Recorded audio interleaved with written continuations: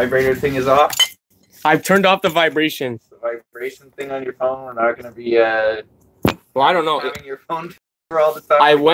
I went and lowered the volume until look at this. I went and lowered the volume, and then I kind of pressed this thing where it vibrated, but then it was saying that there's no vibration. So I hope there's no vibration. Welcome to Arty Time.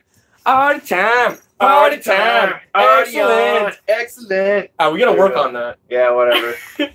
This is not rehearsed, guys. This is for real. Yeah. I sit here, and this is as real as it gets. It's as real as it gets. Him playing Game Boy.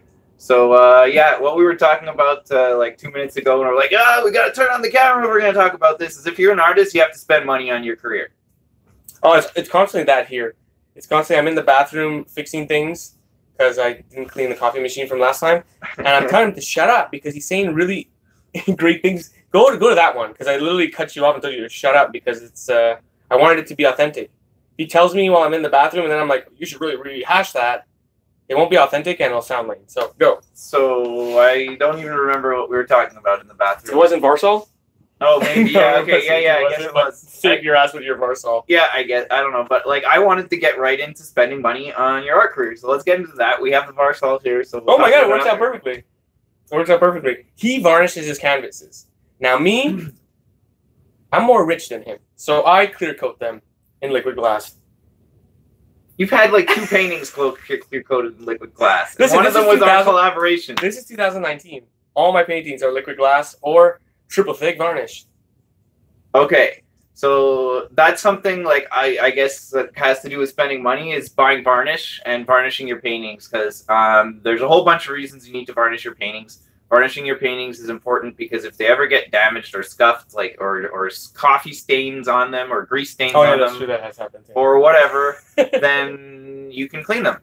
And what happens to me often is like I'll move my art around to rearrange my showroom to put a different painting behind us here in our podcast, or like sometimes I bring my art to different locations when I'm vending or whatever. Sometimes they nick each other and the sides are painted black.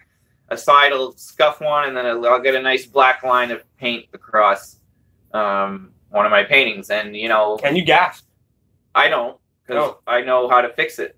So that's what I wanted to get into. So it's pretty easy to fix. If you use a good quality varnish on your painting, the reason that you do that is because, like, it's not only for you or in case this kind of thing happens. It's in case you sell your painting to a smoker and they have it in their house for 20 years behind their couch where they're smoking cigarettes and they want to get the damn thing cleaned. When you take it to the person who's going to clean it, they're going to use different chemicals or products or solvents or whatever, or like whatever technique they're going to use to clean it. If there's a layer of varnish on top of the paint, they're not going to be removing any paint.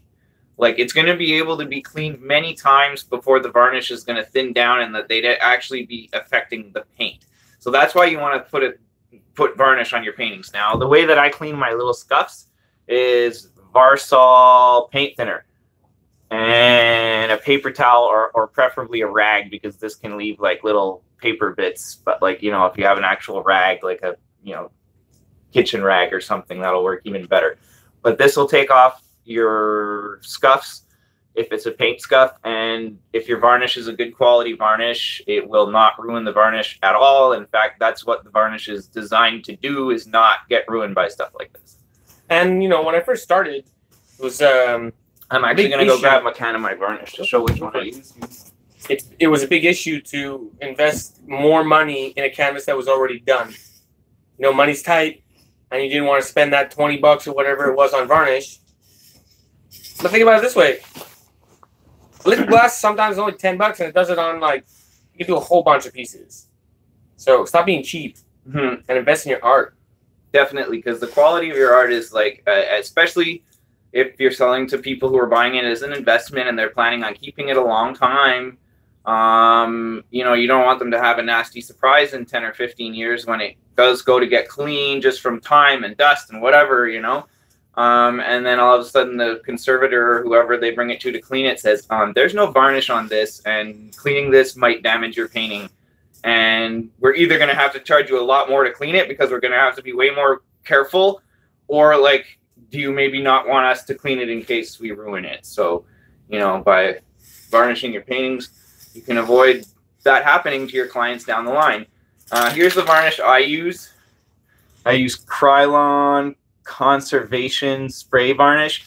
Awesome because it has this little tip here, and the varnish comes out like in a nice fan shape, like super evenly. It is more expensive than like other spray varnishes. No brush strokes. No brush strokes in it. You don't lose any, brush bristles in it. The only thing you got to be careful is if you're doing it outside, you got to be careful for like insects that might come and land and get stuck in it. Especially my paintings, like insects tend to think they're big flowers or something. I hate painting outside because like insects always come and land in them. Drives me nuts. It happened at Chris Dyer's workshop like 2 or 3 times that bees or like not bees, cool, but like flies would come land in my paint. And that's really cool because they actually travel by geometry and color. Yeah. So they're only out looking for a 5-petal, 6-petal of a specific color. That's how it works. Yeah, I guess I don't know what they think when they see mine. They must be like, "Holy crap! What is this? What is this flower? I'm gonna go try this one out." And if you ever really watch bees, they're having the time of their lives with flowers. Mm-hmm. They're like rolling around in ecstasy. It's hilarious. Mm-hmm. Must be a drug for them or something. I would imagine so. Nature seems to do Adam's, that. Paintings are bee drugs. Yeah, there you go. The more you know. The more you know. So yeah, like I strongly recommend this. And the other thing is, if you're doing it inside, just be careful about dust. One time I painted a painting inside, and like I varnished it inside with the window open. That's my painting. It's actually his painting, yeah. And there happened to be like, it was a pretty big canvas, so with that one little window open, a crack, there's like fluff in it. It blew dust. Dust, eh? It blew dust, but only dust blew on one side of the canvas, and it was just from the air current in the room, just random dust. So it's not like, tons of dust that's, you can't see it unless you're up close, but it ended up getting some dust in it. And that's something to just be aware of when you're varnishing your paintings. Hope those little tricks can help one or some of you out. Heed the advice. A couple years ago, I wouldn't have, but varnish, liquid glass, do something. It makes it nicer anyways. Mm-hmm. It literally does. Mm-hmm. What'd your bro say when we sold him the collab with the liquid glass? Because our liquid glass, I poured it so thick one time, like a fool, without a torch or anything, and it made those little bubbles in some spots. Mm-hmm. So what did he have to say about the liquid glass? Oh, he thought it was really cool. I mean, and it was encased in liquid glass? Did he say anything about the liquid glass? Yes, I mean, he thought it was very cool, that the effect of having it and the story of why we did it, that was part of the story that we're always going to get back to, is stories sell art. So let's take that story and let me talk about the story, because I've been playing Game Boy for a minute. Basically, mandalas, especially sand mandalas, was the one that we imitated. Oh my God. See, it's not vibrating. Awesome. Okay, so the sand mandala that we imitated, usually they get made and they get blown away and destroyed upon completion. So for us, we put Mickey in the center, and we bastardized it by encasing it in liquid glass at the end, which is the exact opposite of what they would have done. The Mickey has no eyes. It's pretty creepy. You can probably go on your website to still find it in a blog, correct? Yeah, I think there's a blog about it on my website. I'll try and put the link directly to that blog post. Oh yeah, that'd be cool. Down low after we're done. We make a lot of art, so it's like pretty much you'd have to follow us to know those little inside stories, because the next day there's a new piece. Yeah, I mean? Exactly. I mean, for me, it was a pretty meaningful piece because it took Mickey Mouse, which is like this. Because for me, people give me shit for selling mandalas all the time. So putting like this corporate Mickey Mouse logo in the middle, and then making him blue. The name of the piece was Blind Devotion. And we made Mickey blind, like he had no eyeballs, his eyes were just pure white. So like it was the blind devotion that so many people have to spending their money on these corporate things that they know. Everyone knows Mickey Mouse. Everyone's watched a Mickey Mouse. Almost every kid in the world wants to go to Disney World. There's a worship of this character that happens in this planet. He's worldwide Mickey Mouse, and so the people just blindly follow that. So we wanted to take that and put that in the middle of a mandala as like this thing that people worship, and rather than make it a temporary thing like the Buddhists do, we wanted to like encase it in glass, and like, so that was kind of the meaning behind that from my. And that's really part of the philosophy that I try to take into art, which is I see a lot of Mickey Mouse. I see him at the grocery store and all that stuff. And he's a talisman. He's a symbol that's being used to perform a kind of magic upon you. Why would you buy that product over another? Because of Mickey Mouse? But what does Mickey Mouse represent? Nostalgia, childhood, whatever they fucking instilled in your brain is what they are now placing on that object.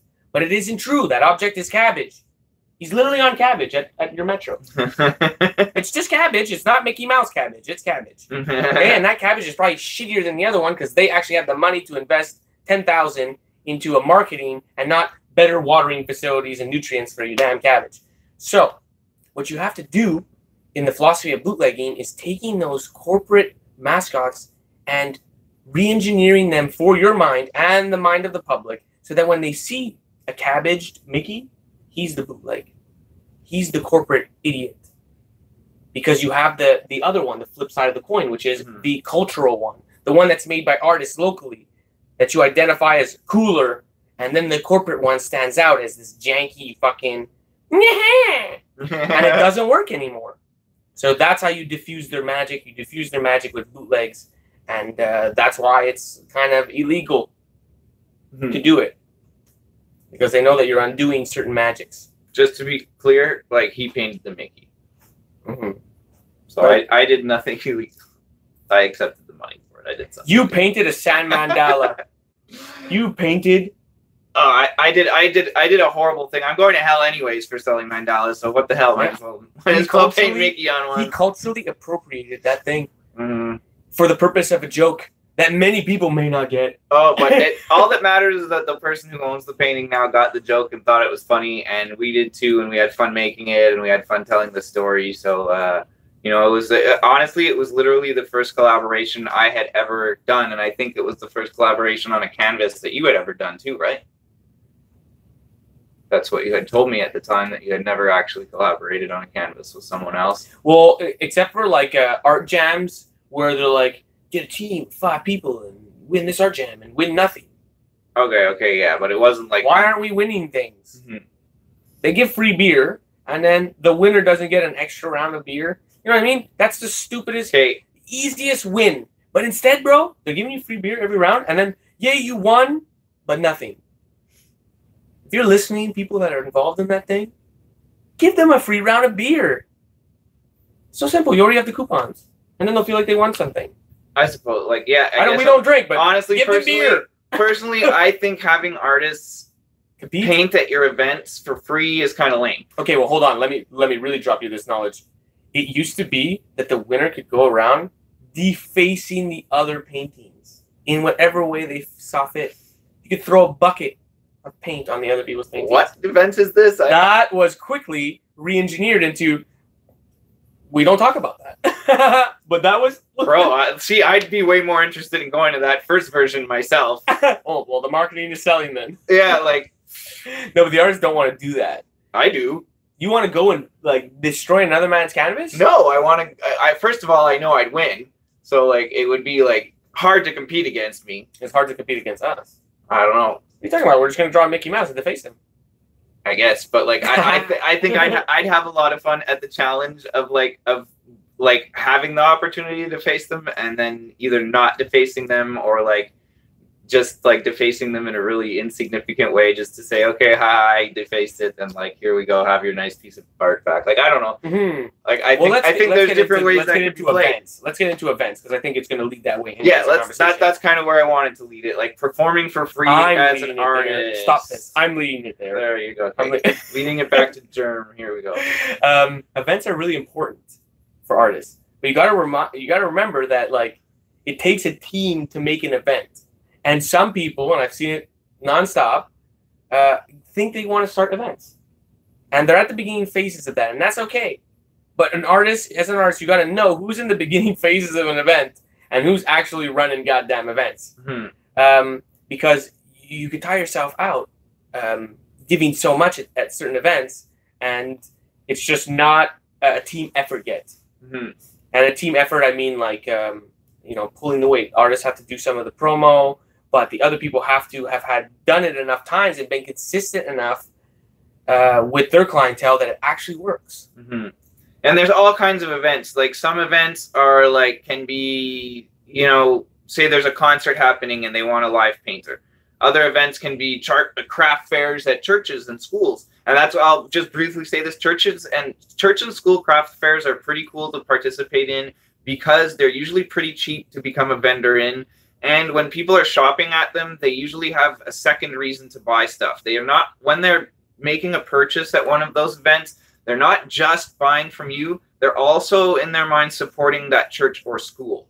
So I've literally never lost money at a church or school fair. The only time and that's consistency too. I'm lying. I did lose one time at a school fair, and it was the first year they ran an art fair. Oh, that's amazing. So that's what we were talking about. Yeah. Mm-hmm. So like, you got to be in there for the lumps though, because if they're going to be consistent, and you were there at the beginning, you're there. You can take breaks, and you could still be there because they know that you were there from the beginning. And in the church and the schools, it's just consistent. People hear about it. It has a good network of people to branch out on. And that's when it's going to come back to the importance that I honestly don't remember if we talked about it in episode 1 or episode 2, but when you're selling at events, like how to stand at your table and make sure you're the first one that says hi to people and introduce people and start to tell your elevator pitch, your story to people. If you sit at your table waiting for people to come talk to you and look at people with a nasty mood, it's a closed form.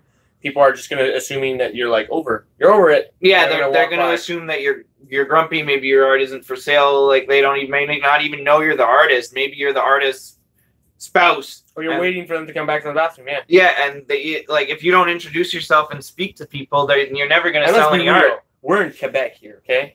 You walk in the grocery store and people don't even know if you're speaking English or French, so they don't say fuck all to you. Okay? If we were in Manitoba, you wouldn't be able to go to the grocery store and leave within 20 minutes. Everyone would be like, "Hey, Jim, how's that windy weather out there?" And then you'd be like, "Yes, it's windy. It's Manitoba." And it would never end. It's such... Oh, you haven't been in Western Canada in a minute? Well, not Manitoba. I've never been in Manitoba, but I've been out west. Like, yeah, it's true. We live in a place where there's 2 languages. So you don't know by looking at somebody usually whether they speak English or French. So, like, there's that awkward hesitation sometimes. I'm trilingual, actually. I speak Spanish too, so sometimes I actually have sold to people in Spanish in local area here. But like, no matter what your situation is, you got to be the first one to open your mouth. Yeah, we're saying that like we have it easy.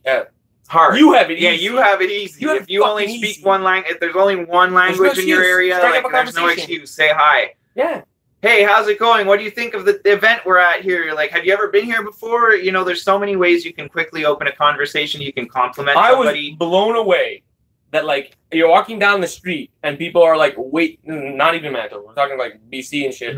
People are waving at you in a car. They probably thought you were someone else. Maybe no, it's happened. No, I don't know. Happened multiple times where it's like in small towns, they're just waving at every opportunity. And bro, you're in a car. I can't even say hi. I can't even wave back. You're already gone.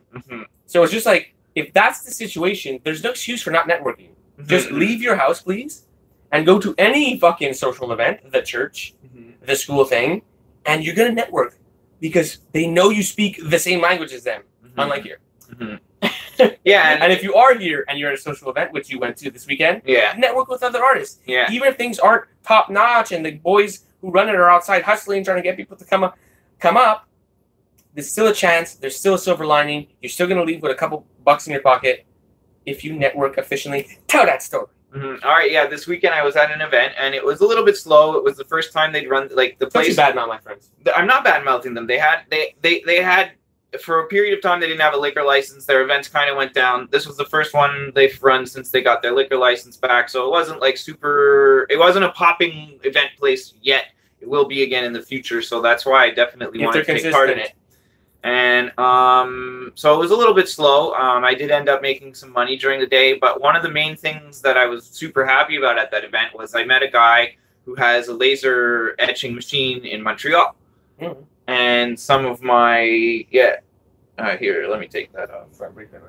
And I'm very interested in perhaps having more products made with my art laser etch. So I met the dude, I bought something from him, he bought something from me, we made a connection, and we never met each other before. So, you know, even if I made no money that day, I made a good connection for my business. And then I met another girl who made some magnets, and I bought one of her magnets, and she might be able to make some wholesale magnets for me. They're like a different type of magnet from the ones I currently have. So, you know, it was cool. Even just meeting other artists, meeting other creative people, and you know, just becoming, like Germ was saying, just when you meet part of the scene, when you meet people face to face, and have a connection with them and look them in the eyes and talk to them and say, hey, thanks for throwing the event. Thanks for all the effort you put in. And, you know, they were super, super helpful. Like, the event wasn't super crowded with people, but the organizers were really organized. They helped me carry all my stuff up. Like, there was a few flights of stairs to come up to get into the place. So, like, I want to participate again. You know, they handled their shit. They handled their end really well. And as time goes by, I know they're going to bring a bigger crowd. Like, to have a successful day on the first time they've run this event in a while, and they, you know, dropped off the map for a while without the liquor license thing. So, like, to come back from the dead and have a somewhat successful event, I'm super stoked about that, and I hope they are too, because I'm looking forward for their next one, which is going to be on 4/20. 4/20. I will be there, hopefully. Mm-hmm. Even when they're not really running the best, it's the first time, and you know the boys might never do it again, there's still a silver lining. Me and Adam went to one of those once in a basement of Saint Laurent, and I had already been in that basement, so it's not even the venue, because I had been in that venue before and sold fucking $100 paintings. Okay, not for $100, for hundreds of dollars. And but that time I knew that even just the picture of me and those of you in the basement with boxes and those pipes and everything was worth it. And the networking. I just got to get rid of this Varsol rag. I can smell it from here still. Get rid of your Vazo. Get rid of this paint thinner. But networking, picture opportunities, like, it might sound weird, but photo ops are real. Okay? Like, that's a real fucking thing. People want to know that you're doing cool shit. If it's always the same thing, it's you in your living room painting, that's like, I want to say whack, but boring after a while. Like, admit it. It's fucking boring. I saw it. But if you dress it up with every so often you're at an event, every so often you're struggling in a basement, that's cool. That's part of the story. That's awesome. Yeah, big time. I find people like that one more. They like it when you break your leg or something. You know, I've literally been at events where, like, that are really, really well organized by the whole community, and like everybody knows they're happening, and like they're very well supported. They've been happening for 5, 10, 15 years. Like, everybody knows this thing is going on. It's called Rib Fest, and then there's another one, Expo GPK, that's put on by the same organizers, and I love those events. And like, it's to the point where they'll come around in the morning with cameras, with a, you know, videoing, so like each booth, and having the vendors give themselves a shout out. And 90% of the vendors don't say anything. They just sit there and go like, but me, I stand up and I'm like, hi, my name's Adam. I'm an artist. Come by my booth. Check us out. We're down here at the park. You know where we are. Everybody knows where we are. Like, come by my booth. I'm right by the corner here. Like that, you know, and like literally 2 or 3 hours later, people come by my booth and like, hey, I saw your thing on the Facebook Live this morning. Like, that's really cool that you were like inviting us all down. That's why I'm here. And like, I want to buy something from you. They felt the energy, really. They're like, damn, I got to get some of that in my life. And they're not even sure what it is yet. All they know is they saw the energy. That's literally all they know. And then they come and he's like, try this pen. Buy these pens. Fucking magnets. Yo, pens legitimate, are awesome. Deadly. He's not even trying to sell I'm good at selling pens. Yeah. Pens try this pen. Try it right now. I have this pad. And I've only seen one person ever not close that deal. No, like, and okay, I'll just talk specifically about this, because this is a trick that super works. If you put your art on pens, and you can do it pretty easily, go online, go to Vistaprint. It's not just pens, it's anything. Anything. Let them touch it, let them tactile it, let them use it. Yes, specifically pens. They're easy to get made. Go on Vistaprint, look them up. There's all kinds of different ones. They're not paying for this promo. They're not paying for this promo, but I'm not trying to help Vistaprint. I'm trying to help our viewers. So okay. If that involves giving Vistaprint a shout out, then I'm giving Vistaprint a shout out. But anyway, you get these pens, you have them at your table, and then you have a little notepad. And like, of course, you know, anyone that you engage in conversation, hi, how's it going? Da, da, da, da, da. Like, you're going to kind of get a sense of people that are really, really interested in your art. And some people won't really be that interested in your art necessarily, but they'll like your energy and they'll like your story. And you say like, oh, well, would you want to grab one of these pens to support me? It's an easy thing for people to buy without thinking it's a waste of money, because everybody uses pens at some point. You know, everybody's got a phone, but people use it to scratch things down. People use it to write their grocery list, or, you know, whatever. Everyone still uses pens. So, and especially it's nice to have a nice looking pen, even if you don't use pens a lot. Like having a couple of nice looking pens with some nice art on them on your desk at work is like, people are going to think you're Mr. Cool. Like, where'd you get those awesome pens, you know? Like, so I love that line. So, or Mrs. Cool, you know? So they sell well, and the trick is you hand somebody a pen and say, oh, would you like to buy a pen and support me, as you're handing them the pen with the notepad for them to write on. And then once they take that pen and write and see that the pen's write really nicely, like literally, like he said, 9 times out of 10 people buy it. Once they have it in their hand and try it, they buy it. And it's simple. The truth is because they're already holding it. Mm-hmm. And it's slightly awkward to hand it back. Mm-hmm. If you want to be 100 on what's really happening in the human dynamic, it's been already exchanged. The exchange is already 50% happened. The only thing that has to happen now in the exchange is that they hand money back. So that's the choice they have. They have 2 hands. One that goes to get money, or one that awkwardly hands it back and says, I'm cheap. And most people won't do that. Unless they're strong-willed and they've already decided that no matter what this man does to me, you cannot hypnotize me into buying. And that person is that one person that I saw one time that you saw it in their eyes. It wouldn't even look him in the eye. It was like, no, your magic will not work. I will do no. Yeah, that happens. But what also happened this weekend, which is a pretty cool thing. Hold on. Let me tell my tip. Okay. Along the lines of, you hand it to something and there's a magic performed. Get yourself some patches. Order them from China. Make sure that they're 25 cents or less, possibly 50 cents. Don't get hustled by some guy selling you $2 patches, because then this trick won't work. Or stickers from Sticker app. Make sure you get something that's fucking 25 cents, okay? Mm-hmm. And then, when you're at an event and you see someone walk by and they have slight interest at all, hand them this thing for free. Mm-hmm. Okay? When you hand them this thing for free, they'll go, what? Me? And they're going to walk around this whole event holding your thing. Mm-hmm. And they will see value in that thing, and they will come back and close on you. Yeah, it's very often the case. That's a 25 cent roll of the dice. This is some gambling shit, okay? You put a 25-cent roll, and if that person comes back, hopefully their things are priced well enough that one sale equals all the 25-cent advertising you're going to do that day. Mm-hmm. And I'll be honest, like, it's good to have, like, and I've seen you do it, and I've done it too. Okay, so even when YouTube crashes, we can go live and come back. So, all right, technical difficulty. We look like champions today. Yeah, I guess so. Now this time the technical difficulties are YouTube's fault. Apologies. They're fixing it, bro. They made us go live again in a resumed fashion. So what were we talking about? You were saying something, and I totally got distracted by. Oh, So did you? Okay. Oh yes, this is just like the free tactic. Oh yeah, something for free. Mm-hmm. And there's another tactic too, where upon a larger purchase, you can have something. So he mentioned Vistaprint before, and they're not promoting us, but let's go into it. They sometimes sell you vinyl prints for $5. That's amazing. Mm-hmm, mm-hmm. It looks like it's worth fucking almost $100 because it's not a regular poster. And they're called banners on Vistaprint. They're not called vinyl prints. They're called banners. But they're vinyls that are coming out of a $100,000 printer. Mm-hmm. They're amazing. Mm-hmm. You can trim them too.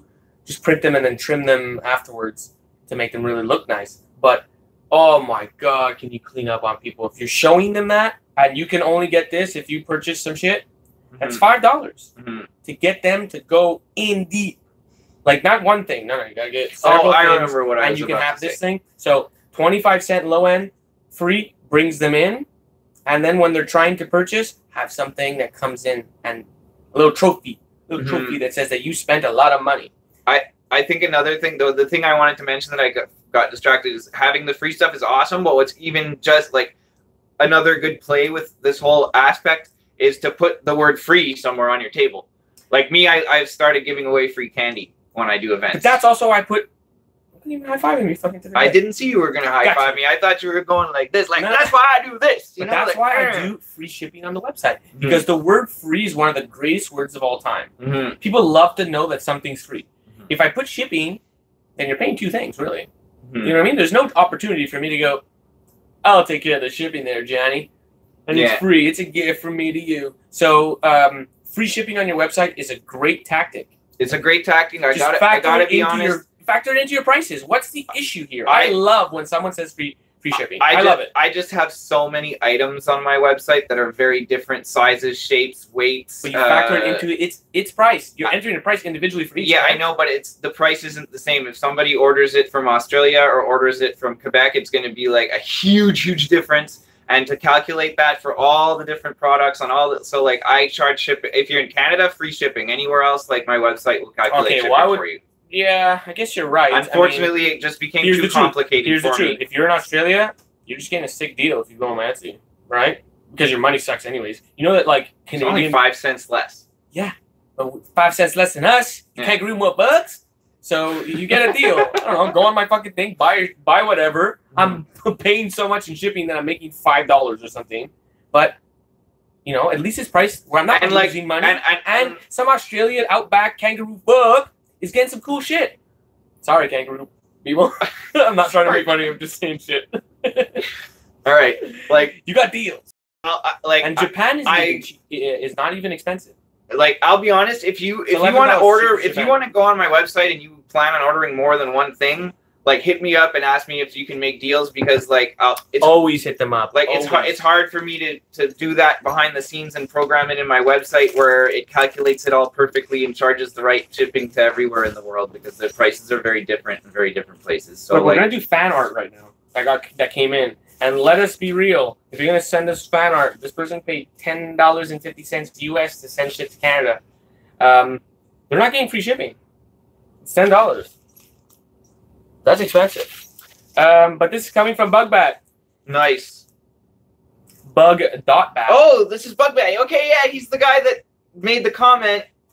Speaking of which, we got to check our YouTube comments after, because there's someone else who's commented. Look at that. That's so sick. Wearing a Coke Air shirt and a cream hat. Nailed it. I mean, but today I'm wearing a bootleg thing. So this is our first fan mail? Yeah, hold this. I'm going to fuck that person up because I'm wearing a cream shirt and a Coke hat, you know? Let's switch it up on you. Yeah, this person had won the contest, which was not even a contest, but like, can you tell me what time Adam said you're gonna die in a video, correct? Yeah. And that person nailed it. And then we ended up making You're Gonna Die shirts. They're still available. They're still on our website. This is a promo. If you buy it though, I do have to sit down at a computer with Adam and order them online because we're all out of stock. We are all out of stock right now, unfortunately. So people love You're Gonna Die. Take a few extra days to get it, but it'll be there within 2 weeks. And thanks for supporting. We don't sleep on things. If you bought a You're Gonna Die shirt, that's awesome, because that's a direct message to us that, like, yeah, you don't care about our mandala or our bootlegs. What you really care about is that you're gonna die and you need to do something about it. And that's why you're listening to this podcast. Yeah, you know, it's a good like message. You know, thank you so much for all these. Yeah, like here, read this out on the. Hold on, you didn't save me a cloud sticker? I will cut you right now. Did you use it, the other one? No. I don't know where the other one went. It's not in there? Not cool. Oh, it's right here. Right there. All right. So because this is legit. This is genuine, guys. This is legit. This is a super cool sticker. I already put mine on my guitar here. Like, this is my sticker guitar. It's like my sticker collection, and only important stickers make it on here because, like, there's millions of stickers. Bro, you got Make Noise on there? You don't have me? You never gave me a sticker. Wow, that's or no, you did give me a sticker, but it was like huge. It was like bigger than any individual space on this guitar. My stickers are bigger than y'all stickers. All right, so there's the little cloud. There's a Make Noise. There's a Chris Dyer sticker. There's another Chris Dyer sticker, a Luke Brown, and one of my stickers and some other stuff. But there you go, Bugbat. You made it. You made it onto my guitar, so that's pretty awesome. So bonjour, Adam and Germ. Thanks for sharing your knowledge and making me laugh. Who's making you laugh? Is it me or Adam? Because it's not both. Yeah, pick one. I love your work. And drop that comment in the bottom. Drop anyone who's making you laugh, really. Yeah. Imagine it's just like not Germ. Not It's like, oh shit, I gotta take some comedy classes. Depends if they like puns or not. Then it's gonna be me. True that. No, who? True that. Are you Team Adam or Team Germ? It's also known as a Team Devil or Team Jesus. Yeah, you figure out which one's which, or you go back. We should do that. Go back in episode 1 and find the time when we talk about one of us is Jesus and one of us is the devil. And that's episode 1? That's episode 1, yes. I'm so bad that it's like I wouldn't even know what episode it is. No, I know which one it is because I'm the one that uploaded them and watched them to make sure they were okay. If you're smart, I would just take a gamble because it's 50-50 chance, right? There's only 2 people, there's only 2 options. Why would I go and try and like really pin it down or just be like, you're the devil, bitch? Because they gotta post the time code and I'll send them some of my stickers. We might send them something cool. You know what I've been thinking? I have gold patches.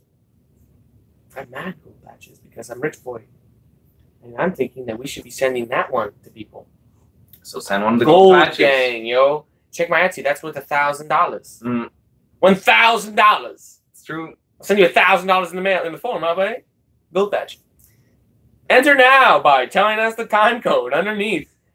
So this is so cool. This in the form of the messages that we get. I gotta be honest.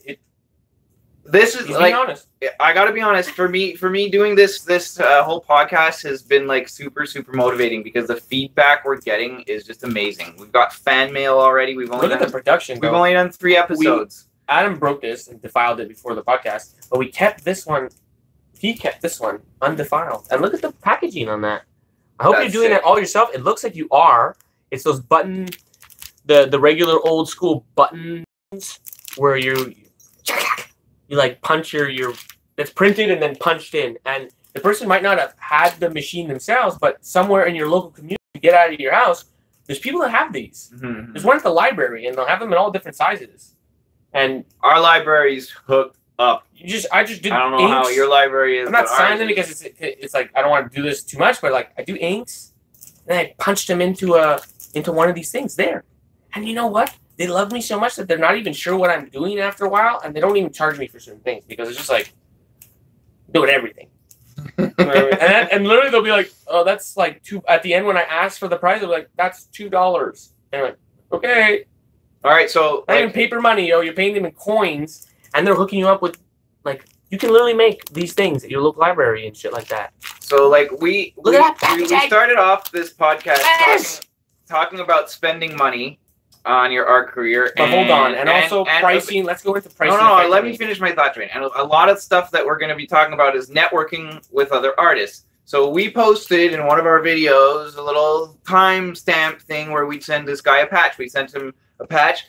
He invested some money to send us something back. And now we got our first fan mail. So we're never going to forget Bugbat. Never. I'll never forget him. I'll never forget this guy.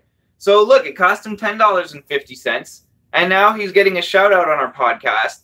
Like, don't be cheap. Your art career is going to cost money. And that's what, like, we started off this podcast about. So that's why I'm bringing it back to that. So now you got to talk about what you were going to talk about. But here's some real tips, okay? If you want to send something internationally, these pins, the problem is the thickness of these pins, okay? What would have sent in the mail for $2, no problem, maybe even $150 USD because your money's so tight, would have been just these 2 stickers and paper in a regular envelope. This is a packaged envelope. It has padding, bubble wrap. I'm not sure what the bubble wrap was for because this isn't gonna break and this ain't gonna break. But if you want to send us something, put it in a regular envelope. You know, like we'll still shout you out, I guess. So, like stickers are still sick. I think that sticker is fucking amazing. I think the fact we got fan mail after our 3rd episode is sick. Like, thank you so much. Like, I don't know how to say thanks to all the people that are like giving us this amazing feedback other than to like keep creating this content and keep giving you valuable information and tips. So pins are great. Basically, that's my point. Pins are great locally. But internationally, the price point on it, look, on your website, you should be putting these at $40, $50. And it's a way to support. And if people are like, $40 for pins, you understand, boy, I'm making them all by hand. It ain't made in China.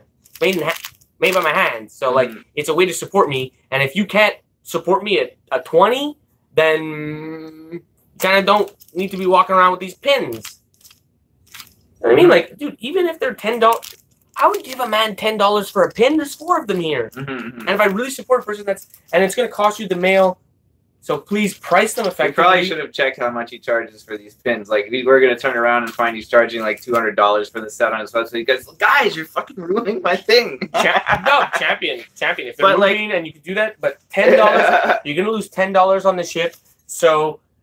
But he didn't lose $10 on the ship. He gave the shout out. I'm just saying the business side of it. Okay, you're going to lose $10 on the ship.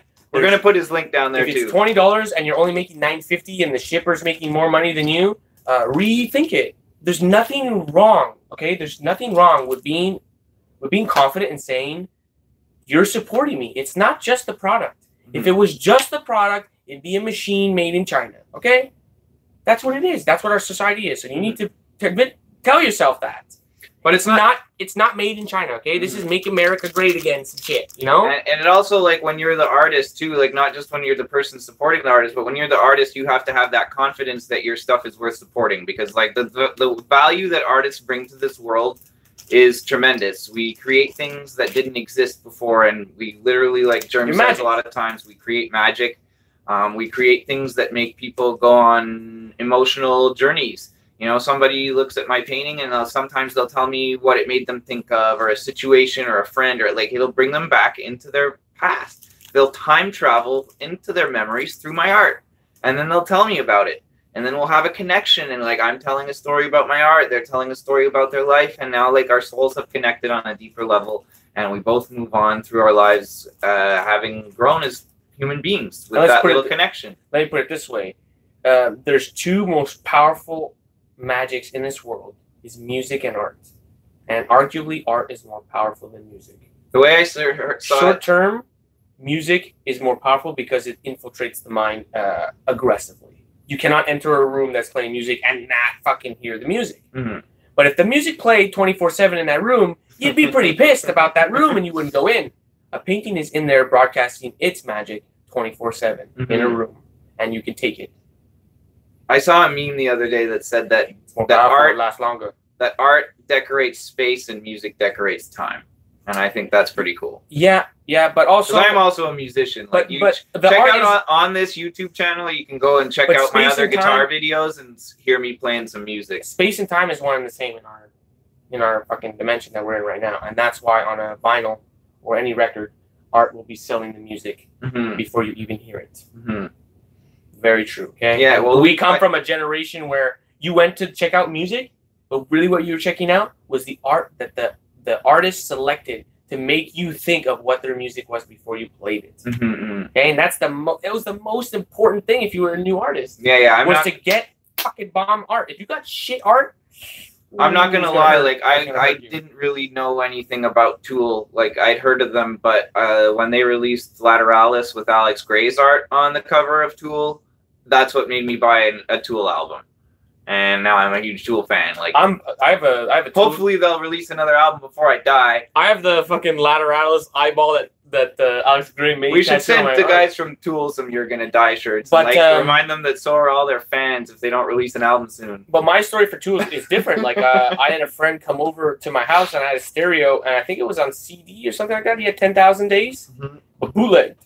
So like literally in Sharpie says 10,000 Days, and that album was dope. Okay, it was dope, but they had already been in their jive for so long that it's like the art was starting to affect the music. I truly believe because they'd already chose Alex Gray to be the forefront guy who makes their fucking brand, and then 10,000 Days was like the second album, already knowing that knowledge that they're gonna have him make videos and stuff like that. Anyways, it was the perfect vibe for them, and you felt it through the music. But I think that they figured out who they were and who their identity is gonna be through an older man known as Alex Gray and his art. He was the link to make them understand. Oh, I think they probably understood already before, but the collaboration between the two of those parties made both of them greater. Yeah. I think it was a perfect collaboration because Tool is awesome, but I think Alex Gray's connection with them maybe introduced their music to a lot of new people, and vice versa, and very vice versa. Became way more spiritual, you know. It wasn't like Hooker with a penis. Yeah. I mean, I wasn't really into their earlier stuff. It's Lateralis and 10,000 Days that got me into them. If you're not a Tool fan, then all the stuff we're talking about is irrelevant to you anyway. So put on 10,000 Days, okay? maybe not hook her with a penis. Maybe listen to it just to see what it was like before. Where it's kind of like he's literally talking about how he sold out. You know what I mean? That's like hooker with a penis. Basically, it's about a guy drinking a Coke and a Pepsi at the same time or some shit, and mentioning to him the critique on selling out. And the guy's like, "Yeah, so what? I sold out." Very 90s. They did sell out for the records, but if you know anything about Tool, they eventually realize that there's no such thing as selling out, and that's actually all your perspective of things, you know. And that's why it takes 10,000 days for them to make a fucking album, because they figured it out. I thought it had to do with record deal issues. But That's exactly what I'm talking about. Anyway, the record deal issue is that they're under contract to make things. Or not make things. I don't know. Anyway, I don't care about the details of their record contract or like the art really helped. That's what we were pointing out. The philosophy, the art was the magic. I think that changed that music forever. Put on 10,000 Days, give it a listen to. It's about psychedelics. It's about transformation. It's about grunge turning into something more progressive. So what other things? Check the art while you do it too. What other things can we talk about where artists need to spend money on their careers? Because that's what we started off this podcast going on. So let's call this episode "Don't Be Cheap."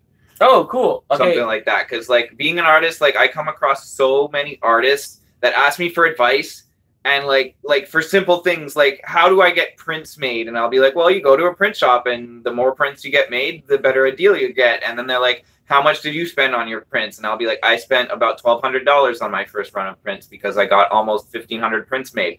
And then they're like, ah, and they throw up their hands and they don't want to get prints made. I mean, I understand business. If I buy in quantity, I get better prices. So I bought in quantity because I plan to make that investment. But you don't have to buy 1,500 prints. I think I actually bought 1,800. Anyway, you don't have to buy that many. You can start off with a run of 50 and get a quote from your print shop. But I'm not going to call your print shop for you. You got to fucking do that yourself. You know, Google exists. Don't be helpless. That was what our last episode talks about. And if someone's Googling you too much, there's a website called Let Me Google That For You. So check out Let Me Google That For You as well. Yeah, if people are asking you dumb questions that they can easily Google, not that there's dumb questions, but look, there's really simple questions that sometimes I can't help you with. I'll say, I use a local print shop, and they'll be like, okay, well, where's a good print shop that I could use? And they're 4,000 miles from me, and I'll be like, I don't know, bud, use Google, you know? And let's be real, if you're an artist, you know this. You get traction, start becoming successful, and other people start coming to you like you're a well of knowledge. It's awesome. And please understand how an artist is not being a dick. They literally don't want to be giving you this information, and they still take time out of their day to humor you and to be like, no, and give you free advice. When the real talk is, you should be paying for that advice, guys. You shouldn't even be hitting up artists Stop being cheap. Ask that stuff all the time. You should try Googling how to sell art. You should try Googling where to buy canvas. If you should try Googling how to put my art on T-shirts. If you want the cheat codes and you're really coming after the source, because that's one thing too. There's one thing, yes, Google. Don't be a dummy. Google if nobody knows. Don't wait and pretend oh, nobody knows. You can Google. There's people out there. But the second real thing is go to the source. Go directly to the source. If you think that we have good information, you can go to the source. But Adam Millward's website. Hold on. I'm doing a promo for you. You're right. Adam Webb, you can go to his website. He literally gives business advice. You could pay him, and he'll tell you what he Googled and what really works. That's the true bread and butter. It'll save you. Okay, the truth is, and just me hanging out with you. All right, let's be real. You came up with Dankweed Duck. But look, by hanging out with an artist, those kind of things happen. And it's worth its weight in gold. You have no idea what happens between artists and high vibrational people just share things and it comes faster. The well is there. It's worth way more than they're ever charging.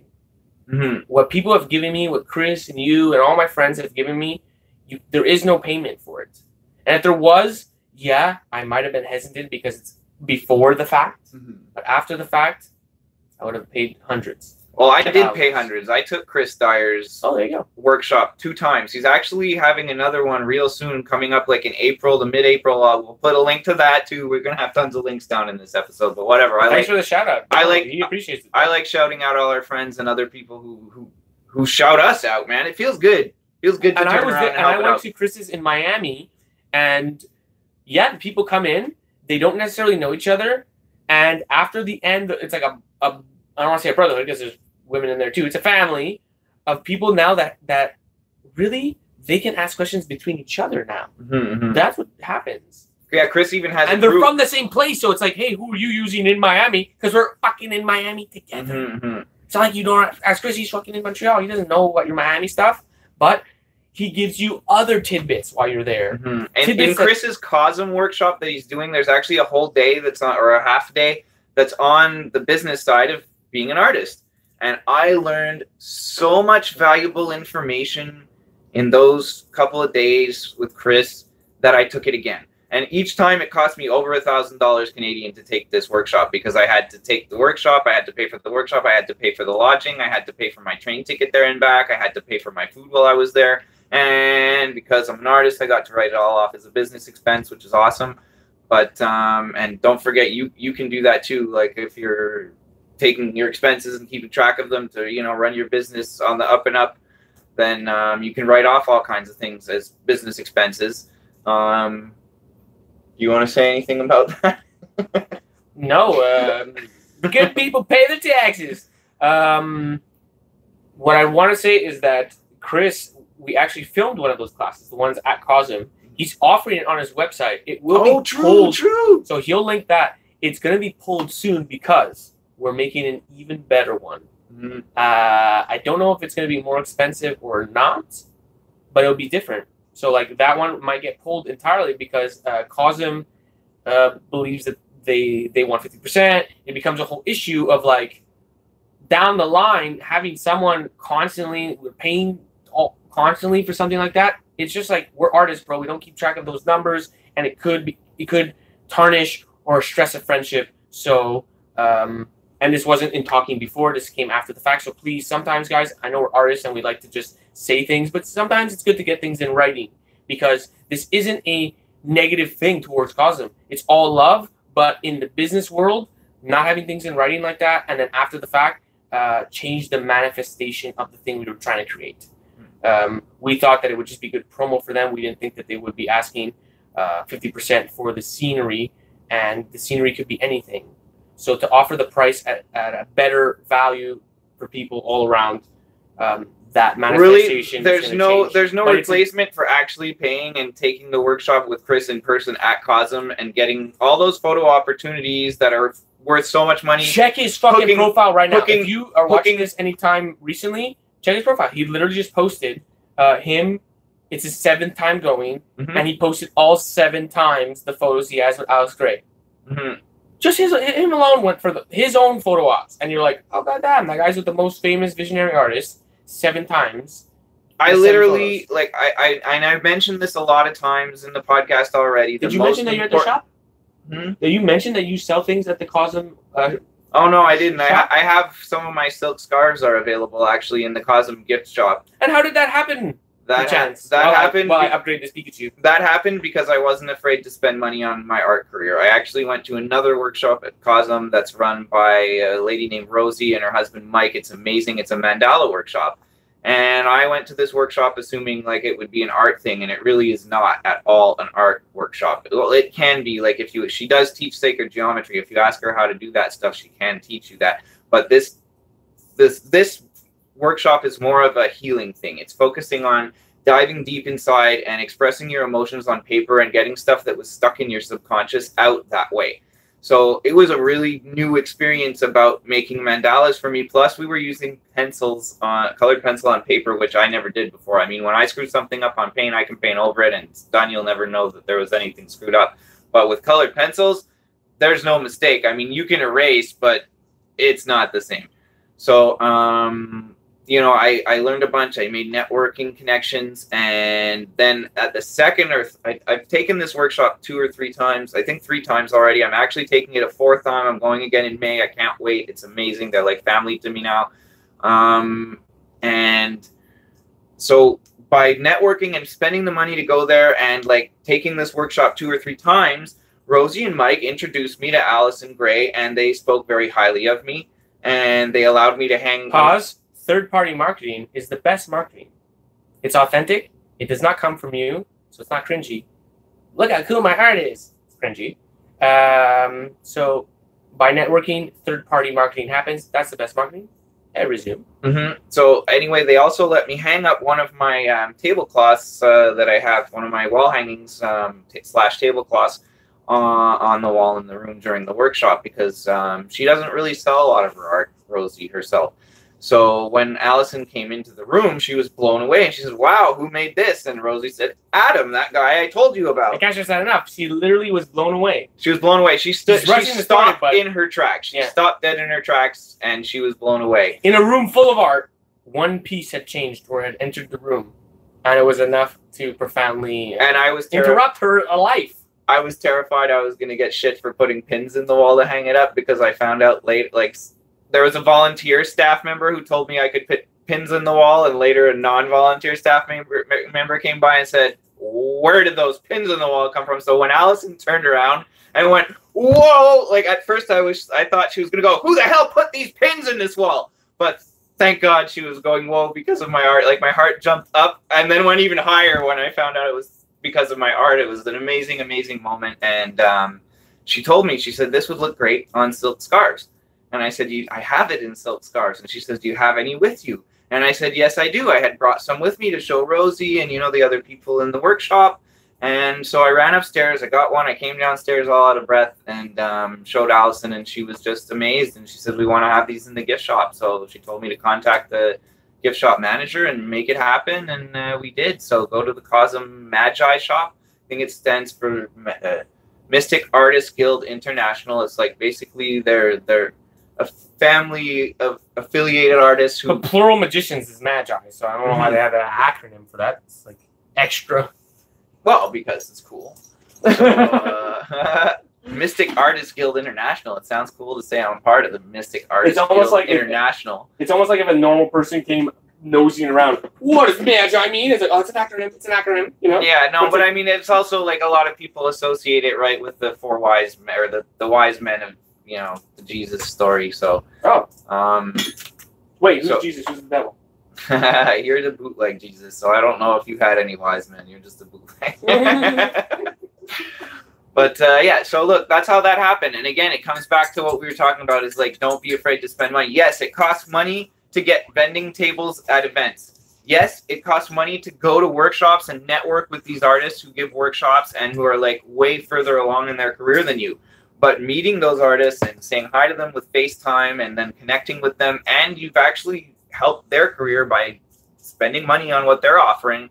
If you hit them up later with asking questions, they're going to be way more likely to take their time to give you that advice than if you see them one time and like you're DMing them and they don't even know who you are. Don't be impulsive in business like that, okay? If you're impulsive in business, you're going to rub people the wrong way, because your intentions could be pure, but if they haven't been interlaced in the other person and woven into their lives, you just came crashing through the door.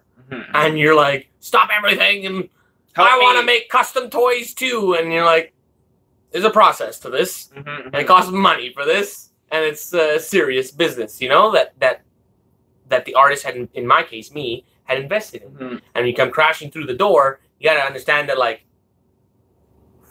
it takes an investment, and if you could invest your time and energy in me, and I notice that value, then I would reciprocate that value. But come crashing through the door, I want to give you the left hook. I want to give you the true hard knowledge of don't ever do that ever again. But, I'm a nice guy, so I fucking...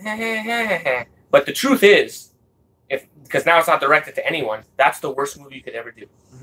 That's the worst move you could ever do. You show impulse. It's spam. You're basically spamming us. It's not the best. It's why people won't want to work with you. Really, and that's depends. But that's you have to stop that in everything you do, because you'll end up wondering why people don't call you back or want to do things with you, and it's because you're acting a bit selfish. You're not offering them any value. Yeah, you're not offering them any value. And honestly, in life, you should just be selfless. Period. Period. And that's, if you want to save fucking money and invest it to be able to buy that table and to go to that event, then that's why I fucking wear Coke Air and shit. Don't buy things that aren't supporting you. Don't go and buy Coke or Nike or stupid brands. Because you're the artist trying to make the alternative to that. So don't be caught in the middle buying both. That doesn't make sense at all. Do not buy a $120 shoe. Ever. You're an artist. Go buy a blank shoe. Paint it. You know what I mean? It'll be cooler than the fucking $120 shoe. Do not invest poorly. Invest wisely. The $120 needs to go to someone in your scene. Okay? It needs to go to the Alex Grays of the world for their event. It needs to go to that person that really inspires you. Go hit them up. Give them that 120. You used to go to that church that's trying to raise money to keep their church open, and like they're giving you a good opportunity to sell your stuff at a community event that's been going on for 35 years. Society's trying to convince you that you got to look fly with fucking expensive gear. Do not fall for that. Okay, if you're a business person, that's why. Or look fly in your expensive gear, but make it your own gear. And how would you do that?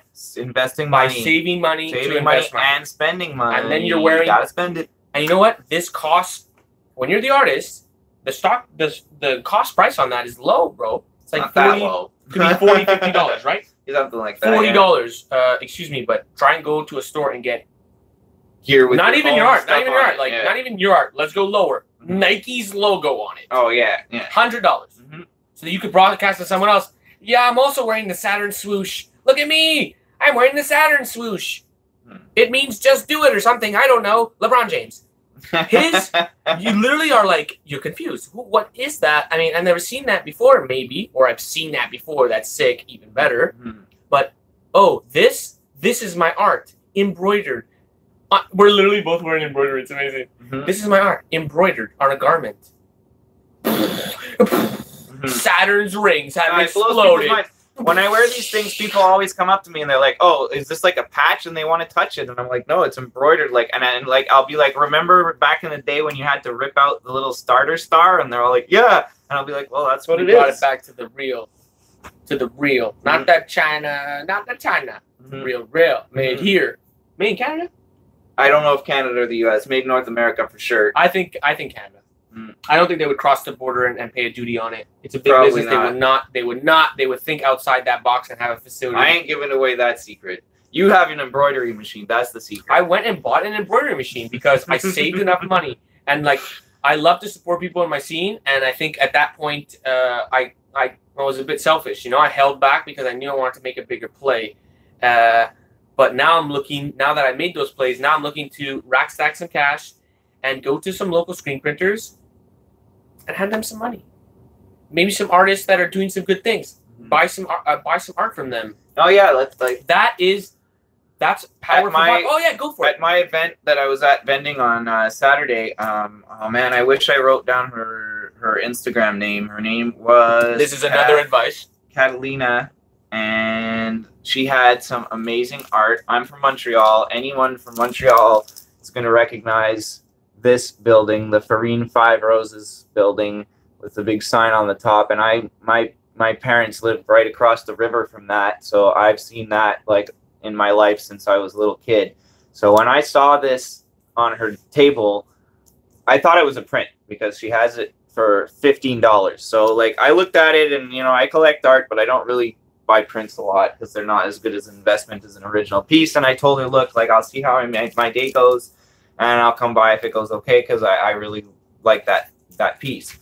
So the day went okay. I went by to see her, and I looked a little closer at them, and I realized it's a watercolor and ink. It's an original painting. It's not a print.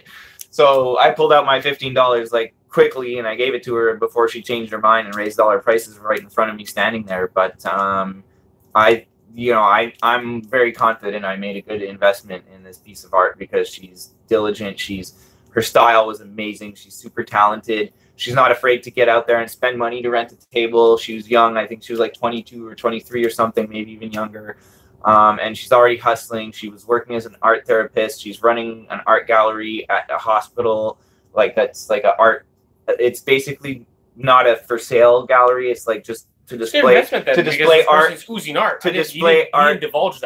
art that art therapy patients have done, where other art therapy patients can take a look at it, you know. So she didn't want to show me a lot of it because it's kind of like anonymous, and you have to be a patient there to have access to that gallery. But I know which one you're talking about. So I'm saying like the fact she's involved in this and like she's super into art and everything, and like that's something I did. A, I bought this from her. B, it was a pretty slow day, and she was super curious to hear a lot of the information that Germ and I talk about. So I spoke to her for an hour. Let me give you some business therapy about all the information that you know that we talk about here. You know, I basically just gave her a one-on-one consultation. Some artists put their prices low because they feel like they got to move it, and it hasn't been selling. And I think it's because of the price. It is not the price that is not moving your art. Because if you put it at $5, he's a fucking business investor, okay? You cannot shake it. Every time you see a good deal, he buys it. That's just who he is, okay? But that's because you fucked up, okay? That's because you fucked up. It's not $15, $10, $5 that's going to sell the art. It's not cheapening it. It's enriching it with a story. So when your art's not moving, it's not the price. It's the story. Because that same piece could sell for $10,000 if the story's right. Okay? So I'll be honest. You're sitting on a lot of art and it's not moving, then think about what your story is. What you're doing to broadcast your story. Are you doing it effectively? Is it concise? Is it consistent? If you have a ton of art that's not selling, you can honestly just be on. And like, I'm a big fan of honesty. You can just be honest and tell your story. Like, hey, I'm trying to learn how to sell art, and I have all this art that I've been stockpiling, and I'm not really sure how to sell it. So I made an album, and I put them all on Facebook, and now they have prices and titles, and like at least now you can go look. Haggle with me. Let me learn about sale. Like start. You can literally say, haggle with me. Let me learn about pricing. Yeah, people will be. Some people are excited to haggle, and they'll know that they're helping you. They'll jump on that. It's a sweet deal. People like Adam will jump on that. Maybe. To be like, oh yeah, I'll come in there and fucking get an investment going. But really, the truth is, before you do that, before you give them that fucking right hook, give them a couple jabs and gut check first, okay? Which means tell your actual story before you try and sell. Because I'm telling you that the story sells. So tell a story about how you just do art and you love art and you can't help but do art all the time. I'm assuming if you're an artist and you have stuff piled up, you're already trying to tell your story, but you're not trying to sell your art with your story. Oh, okay. Like if you're already telling your story and you're like, oh, I painted, like, go back and look at your last 40 posts and see if you've ever even mentioned that your art's for sale. Because people aren't psychic. And I'll be honest, there's a lot of artists that do not sell their art. They don't want to sell their art. They are offended when other artists sell art. They think that art is a sacred thing and putting price tags on it ruins the art. There's lots of people. That's a hobby artist. I agree. But the fact is, I'm stoked. There are people like that. And people that buy art have maybe met some of them.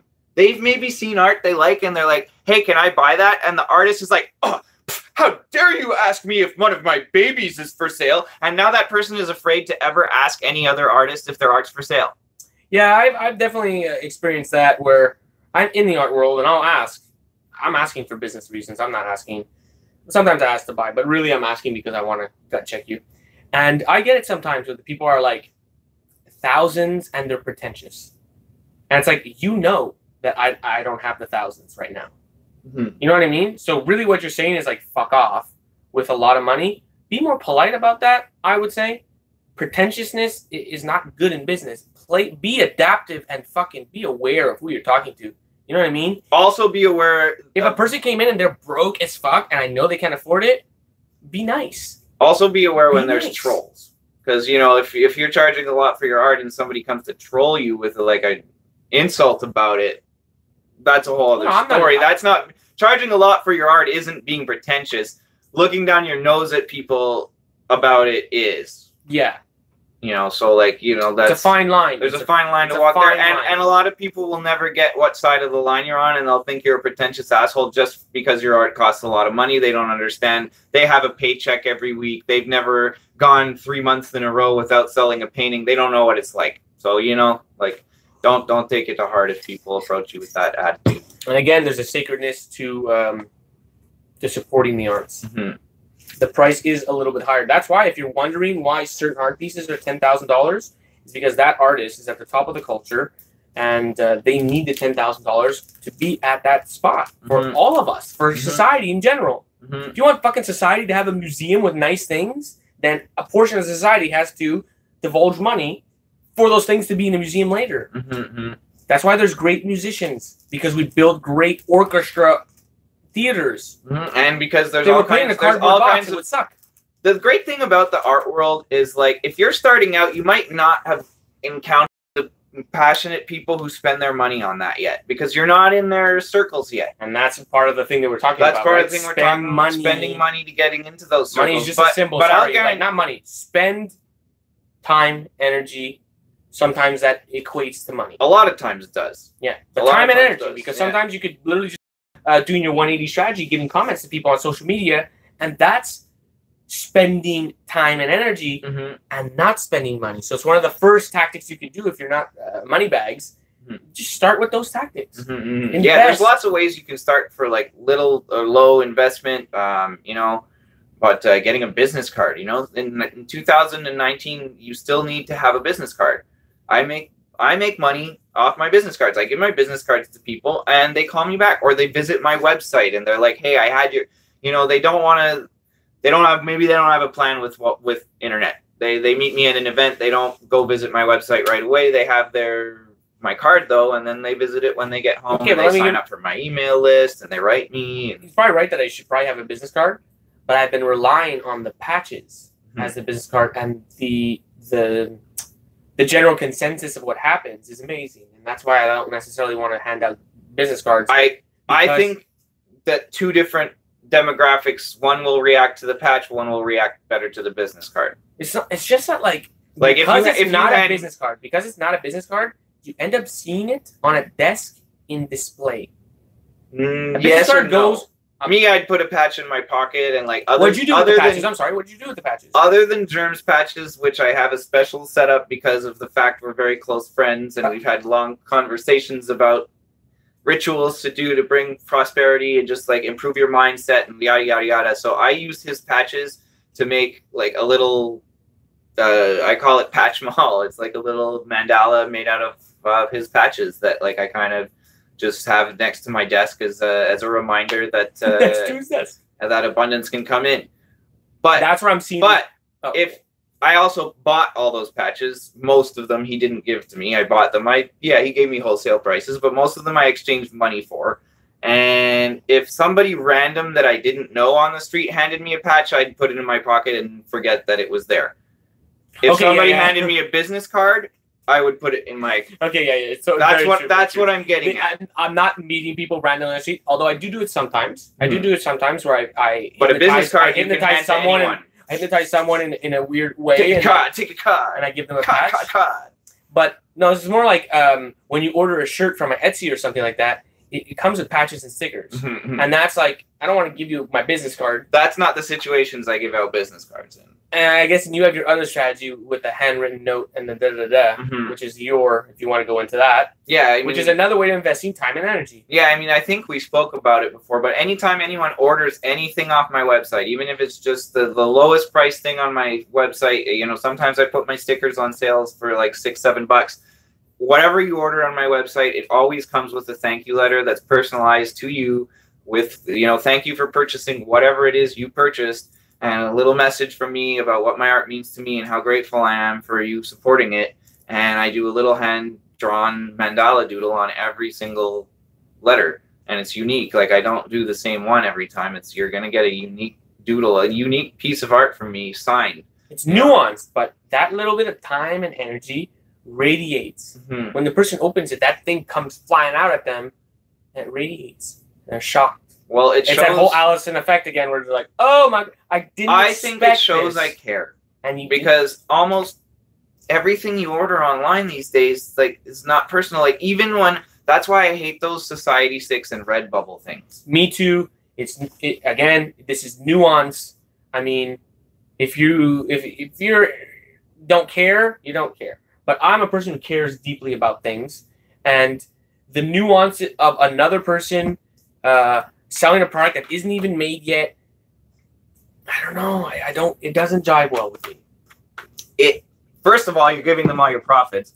And second of all, on the business side, it's terrible. Second of all, like, you don't have any chance to personalize it. And this is all because you don't have money to invest, correct? Yeah. It all comes down to you're a cheap motherfucker and you're willing to do the Society 6, which is a terrible business move. It is not good. We've seen artists who are even successful at it get out of it eventually, and then they have to start at square one because they built a Society 6 store instead of their own website. Store. And it's literally like, don't do that, dude. They're gonna sell you like a white. You have no quality control. No quality control. You have no quality control. And you're the artist. You need to have quality control. I'll be honest. I've ordered some stuff from Society 6 and Redbubble to support other artists, and some of it was okay.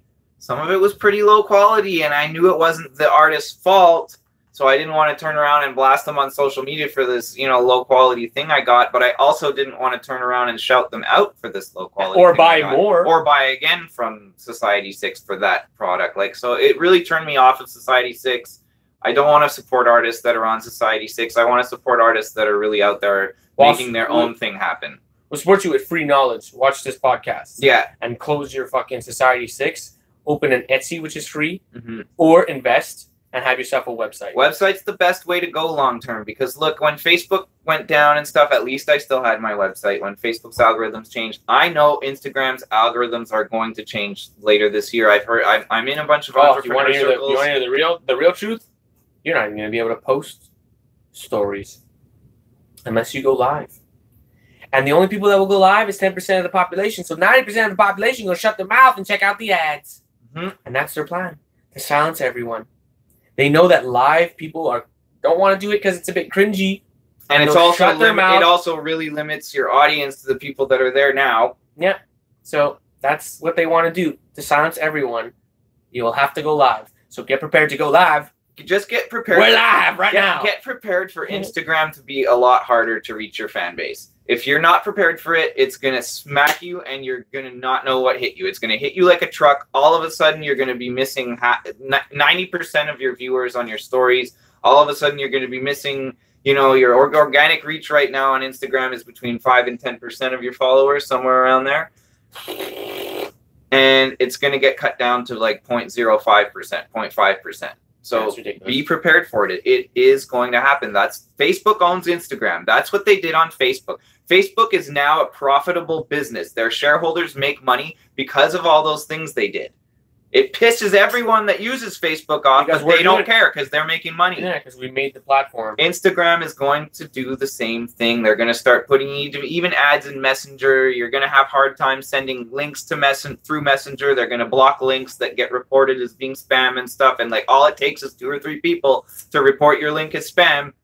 Some jealous artist that doesn't like your shit, he's spamming, and then your thing gets put in a category that this website link might be spam. Like, so Instagram for me is not a place I focus a lot. If you're watching this and you follow Germ on Instagram and you're looking for me on Instagram, like, sorry guys, Instagram isn't a place that I'm investing a lot of my time and energy in because I'm aware of what's coming. And I'd rather invest my time and energy other places that are going to actually let my followers see my posts, that are going to actually let me post my website link in every post and not hide it from 95% of my followers just because it has my website link in it. Yep. They're going to not make me like there's new social medias coming. There's new social medias that are built on better ideas. Because let's face it, the idea of social media should be that you see what you want to follow and people that post have their stuff seen by their followers. It's a two-way street. Yeah, and if the platform is selling you out to have a Coke ad in the middle, they are whack, and we need to change it. Period. We can't go into the future with that third party there. You know what I mean? If he was in the room going, drink Coke, every 2 seconds, we'd be like, oh, we would probably beat them up after a while. Yeah, definitely. Not even be nice and be like, oh, just leave. No, after a while, if they don't leave, we would literally hurt them. Drink Coke. Because that's literally what's fucking happening, guys.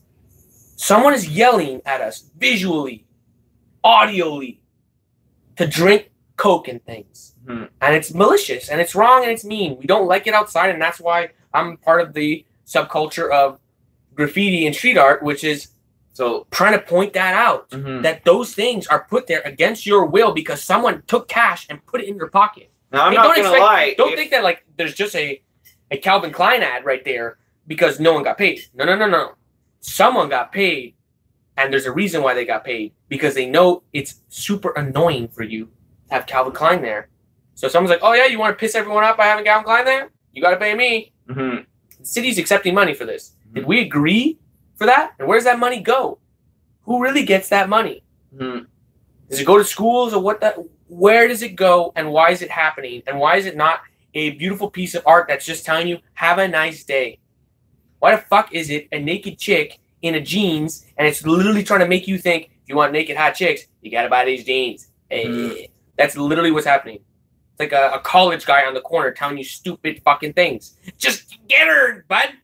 No, that's in the pussy or something. That's the way that big corporations tell their story. Is they have such gigantic marketing budgets that they just become omnipresent, and their story is their omnipresence. They don't even need to have a story anymore because their story is their omnipresence. They link their product to sex, and they just put themselves everywhere. Bottom line, and that's why again we'll go back to it. So artists diffuse that, but also to go back to it, that's. The whole reason we started talking about Instagram was because I'm strongly recommending to people to build their own websites. It costs money. It takes time. You have to learn about it. It's not super easy. You're going to have to go through a stressful period of learning how to build it and manage it. But once you do, no one can take that away from you. Once it's built there, just do it. People can Google you, and Google's not going to, who knows, maybe 5 years from now, Google will start charging you to come up. But for now, that's not the way Google works. Google's a search engine. Yes, they make money. Yes, there's lots of things you have to do to make sure that your website comes up in the top of search results, but it's not impossible. That's part of telling your story effectively. That's part of your telling your story effectively. And if we're going to talk about this, you're on top of the SEO with mandalas. I think so. Yeah.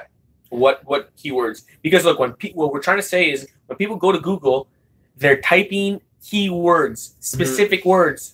Okay, Canadian mandala artists, best mandala artists, top mandala artists, mandala painter, things like that. Think about what you would type. Now become other people as well. Mandala art for sale. Okay, yeah, they're not typing your name necessarily right away. They're not coming in through that. They're coming in through avenues of obviousness. The best thing you can do for SEO on your own website, if you already have one or if you're thinking of building one, is you place that word multiple places. No, it's to have a blog on your website, because that's the way you get away with putting that word multiple places often, and in a way that's not, that Google isn't going to think is spammy. Like 10 years ago, the way people came up on Google was they would just have like this much blank space at the bottom of a page, but that blank space was filled with letters and keywords that were in white on white, so it looked blank. But all those keywords are on their website helping Google. Google figured that out a long time ago, and now you can't trick their algorithms that way. And you know how they figured that out? But you know how they figured it out? They used to have bots. They used to go around and read all those things. They still do. Of course they do. But on top of the bots are humans, regular housewives, 100%. People that don't even know fuck all about the internet. They hire them, sit them in front, and say, "Tell me which one's the best website." And those people go like, "I like that one. Rank it #1, baby." They get regular people to do the final check on Google. See, I didn't know that, and I don't. So make your website I don't know pleasing, because there is regular people that do check eventually. But let's be real, there's thousands upon thousands of websites, so it's like the main way that your website is going to be ranked by Google is by content and recent activity. How often you update your website. If you update your website twice a year, you're never going to show up on the first 10 pages of Google. If you update your website 3 or 4 times a month, there's a very good chance you'll come up on the first few pages of Google. So you want to be updating your website often. You want to be putting new products. You want to be putting new content. You want to be rearranging things, just changing stuff, because then when Google's bots crawl it, they know it's different than last time, and that proves that the owner of the website is active and doing stuff on their website, so it's more relevant, so it'll come up. But blog posts are really amazing, because blog posts with keywords in them that also contain very relevant content might stay on top, because once you have content on there, part of the way Google ranks them is by how popular that content is. The more people that visit that content, the higher it will appear in search results as well. So say, for example, you write one really, really, really good blog post about something that's really good and a lot of people read it. Well, now that might stay at the top of Google for years. So if somebody types in, how to sell mandala art or something like that, I might write a blog post that might stay at top of Google for years, and now my name is associated with mandala artist. Every time people read that, they click to my website. So, Adam, I've had that issue because I used to make blogs back in the golden age of the Google Ads, Mm-hmm. and people would find my things on Google, and they'd be hitting me up on Facebook, and that's why I don't really go to Facebook anymore, because it's flooded with these people bursting into my DM, asking for my help. And it's unfortunate because I'd love for them to just buy art, but that's back before I realized I was an artist, and they're coming for something else. Hmm. Would you like to know what they're coming for? Sure. I'm going to have Adam read out some of these messages from my messenger and get his genuine response. And this might be the promo that I cut up to put on Instagram stories later. All right. So now we're at the end. See, now I have no idea what's coming here. This is awesome. This is beautiful. And I want you to extrapolate on what you think it actually was, what the blog was about, just based on these messages themselves. All right. Well, it's taking you an awful long time to bring these messages up. Oh yes, my tablet is starting up, and that's why I've been stalling this. We're talking slowly, methodically, and okay, and now we're ready. Sort of. Ding, Now the ding, tablet's ding. on. Do I even have Messenger on this, or do we have to go into the actual Facebook? The actual fash. So There was a golden age on Facebook. Tell us about it, Adam. There was a golden age on Facebook because on Facebook I used to post and 20% of my followers would see my posts, and then another 10% of not my followers would see my posts. I used to make posts when I had like 700 or 800 friends, and sometimes they'd get 500 likes, like more than 50% of my friends list. And a lot of them weren't my friends, because back in the day it used to show things that your friends liked in your friends' news feeds. When they were competing against MySpace, Yeah, it was a whole other ballgame. they would show your content. Mm-hmm. It would be fully legit. They had nothing to lose. They were just like, yeah, if you're interested in that, yeah. Yeah, no, and now it's the whole other ballgame. I mean, there's so much there's so much competition for the newsfeed space with paid ads. Before, when nobody was paying for ads on Facebook, then they didn't care what you saw. They wanted you to see what you were interested in.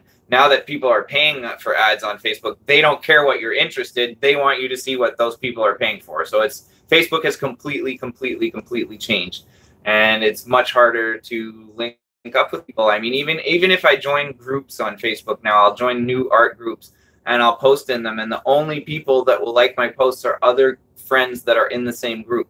Like, it won't even let new people in the group see my posts unless those few friends that are in the same group like it first.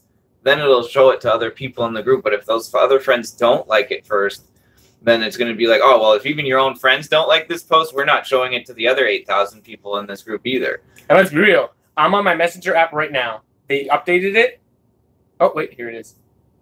There's the requests. Okay, here we go. You can start after this chick who's probably asking to cut my hair. You're not allowed to cut my hair. You start after that. Send me on power plant herbs, please. And just like also check where they are. Get a whole vibe here. He was in Papua New Guinea. This is Naive Maga asking for power plant. Next. This is going to be so funny. Hello, please. I really need your help. From cyber legend Ibrahim Rufai, and where is that even? Urua Oyo State. I don't even know what country that's in. Kabi from India here. Thanks. About the penis enlargement herbal tea. Details, please. From Aya McDonald Debu in Lagos, Nigeria. Oh, maybe he's a Nigerian prince, bro. You should have answered that guy. The Nigerian prince really needed to get his penis enlarged. For sure. And he's not the only one. Oh, this is in Gauhati. Sir, I'm very happy to meet you, sir. Can you tell me about penis enlargement by plants or any homemade medicine? Okay, I didn't know this about Germ. So please, what do you think happened here? I'm dying to hear the story, man. Tell the story. I had a blog about various things. One blog entry was about the power plants, top power plants, because good search engine, key engines, top power plants. That was a good one, but really one was penis enlargement herbal tea or something like that. And that, forget it.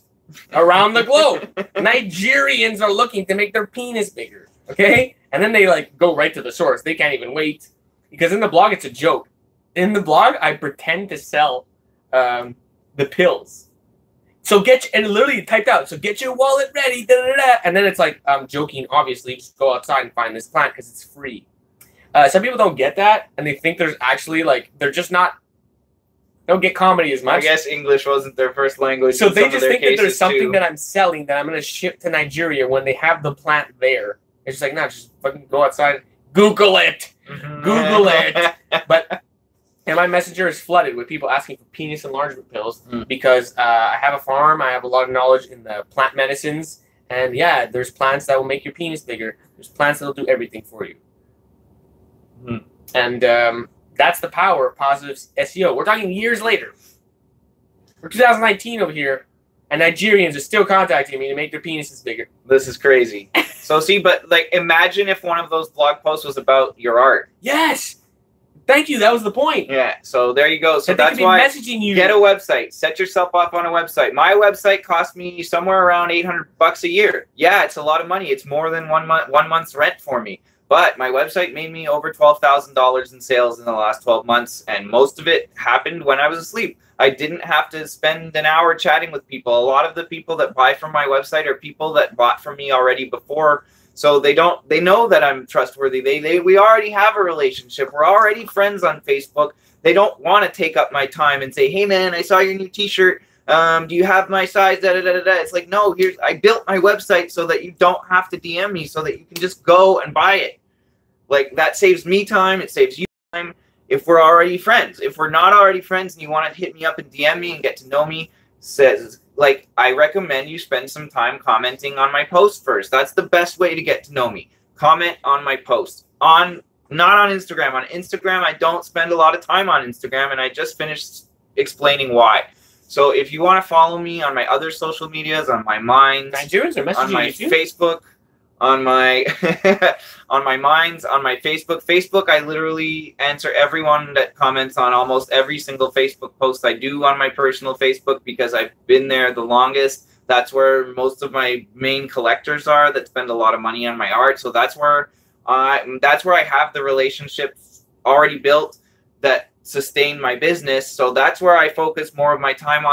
Instagram, which doesn't allow me to post my website in my post, and you have to go to my link in bio, and like, you know, it's garbage. Like, it's really not for the way that I do business. It doesn't work very well for me. I have 9 social medias that I'm on every day posting. I can't take the time to be in DMs on 9 different platforms, you know, all day, every day. It just doesn't work for me.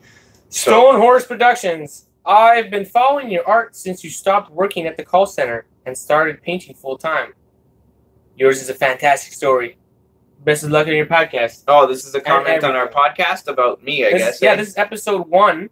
And, yeah, that's coming from Stone Horse Productions. So, you know what? He's never going to forget Stone Horse Productions. And one day, he's going to see one of your movies and be like, so that person produced this movie? Here's another thing. Like, I guarantee you, I probably know who Stone Horse Production is on my Facebook, but because they're probably like, you know, Steve Smith on my Facebook. But over here, they're Stone Horse Productions, and I don't know who they are. So that's what we talked a bit about in the last episode, is if you're an artist, make sure your name is the same or very similar on all the platforms you're on. Belinda, Aunt B. We all know her. We all know Aunt B. And look, she changed the name. But we still know it's Aunt B. How? Because she tells me. She wrote me on Facebook. She found me on Instagram, but she realized pretty quick that I don't do Instagram that much. She found me on Facebook. She wrote me on Facebook and said, "Hey, I'm at B on Instagram. Wanted to follow you on Facebook." So bang, she did, and now we're friends on Facebook. So go to the 3rd episode's comments. Go to the episode 3. Okay, that's what I want to ask you, because I'm here with the tablet. Yeah, I'm about to pull up some comments, and. Yeah, I went to episode 1. Oh, look, we're live. You want to play it and see the latency? This should be fun. This should be fun. The latency on it. Okay, so we are live. Oh, there's a couple people watching there. You think this is a game, Germ? I want to see the latency. So we're not really live, okay? Look at that. You think we're live. But really, I'm looking at this, and now you can see it too. We're not live. There's nothing live about live. Yeah, it's in case, I guess, There's nothing live about it. It's just called live. Yeah, I guess, like, in case we start pulling out Playboys and, like, hey, look, there's porn on YouTube. It's like, cut that shit. Gone. No, okay. Okay, but let me go and actually get some comments. There's comments on this right now. Awesome. So good vibes, my friend. Humble hash maker. You making hash? You're not sharing with your boys? He is sharing with me. He's one of my supporting patrons. Thanks a lot. Hilarious. Do you think this is a game, Germ? Slightly, yes, I do. Yes. Life is way more fun when you play it like a game. I can't tell you some of the things that I do as a game, but I will tell you that sometimes mail gets sent to my parents' house for court summons, and they don't think it's too funny. So I have to work on this. I have to work on this game, and I literally have to message my dad after to be like, sorry, good sir. And, yeah, he's right in certain cases. So that's why I guess why mail does go to my parents' house for court summons. And I'm not paying that parking ticket for parking on that curb. I refuse. It's too much. Life's a game. My buddy Chris is going to be there by Crispy Dreams. He goes by Crispy Dreams. Oh, maybe they may be at the workshop. Chris's workshop. He's going to be there, maybe. Okay, sick. One thing that we learned from Chris that's incredibly valuable, more than he ever charges, is that go back to episode 3 and read Chris's comment. Oh yeah, true that. Okay, but the thing that Chris had said was that if you want to be a full-time artist, you got to do art full-time. No, the exact way he worded it, and I always mess this up when I say it off the top of my head. He said, you can't ever expect to earn a full-time living working as an artist if you are not working as an artist full-time. And heed that. And that's so true. I mean, no, like, and we've mentioned, so we mentioned it in previous episodes, but like, if you really want to make a career as an artist, at some point you're going to have to quit your job before you know how you're going to make it work, because you're probably not ever going to earn an income that will match your day job income until you quit your day job to have those extra 35, 40, 50 hours a week that you're at work and going to and from work to put into your art career. And that's just a cold, hard fact of, if you want to work as an artist full-time, like, you can't, you have to do that. You have to take that risk. And that's the same with any entrepreneur. It's no different if you want to start a restaurant. You have to quit your other job and open your restaurant. If you want to start a demolition company, you got to quit your day job and start your demolition company. Well, and you have to invest money. So, like, back to the beginning, this episode is about the fact that you have to invest time, you have to invest energy, you have to invest money. Don't be cheap, because people will be able to sense it. I mean, if you're cheap about your art career, the people that will be interested in your art will also be cheap. Yeah, and cheap about it, and that's not going to help you. Mm-hmm. That's going to make you feel weird about it, and that it's cheap. Like, one mistake I made at first when I was trying to grow my Facebook account is I started posting my art in Facebook garage sale groups, local groups, because I wanted to get more known locally. And there weren't a lot of local art groups on Facebook. There was, you know, little tiny groups with 86 people.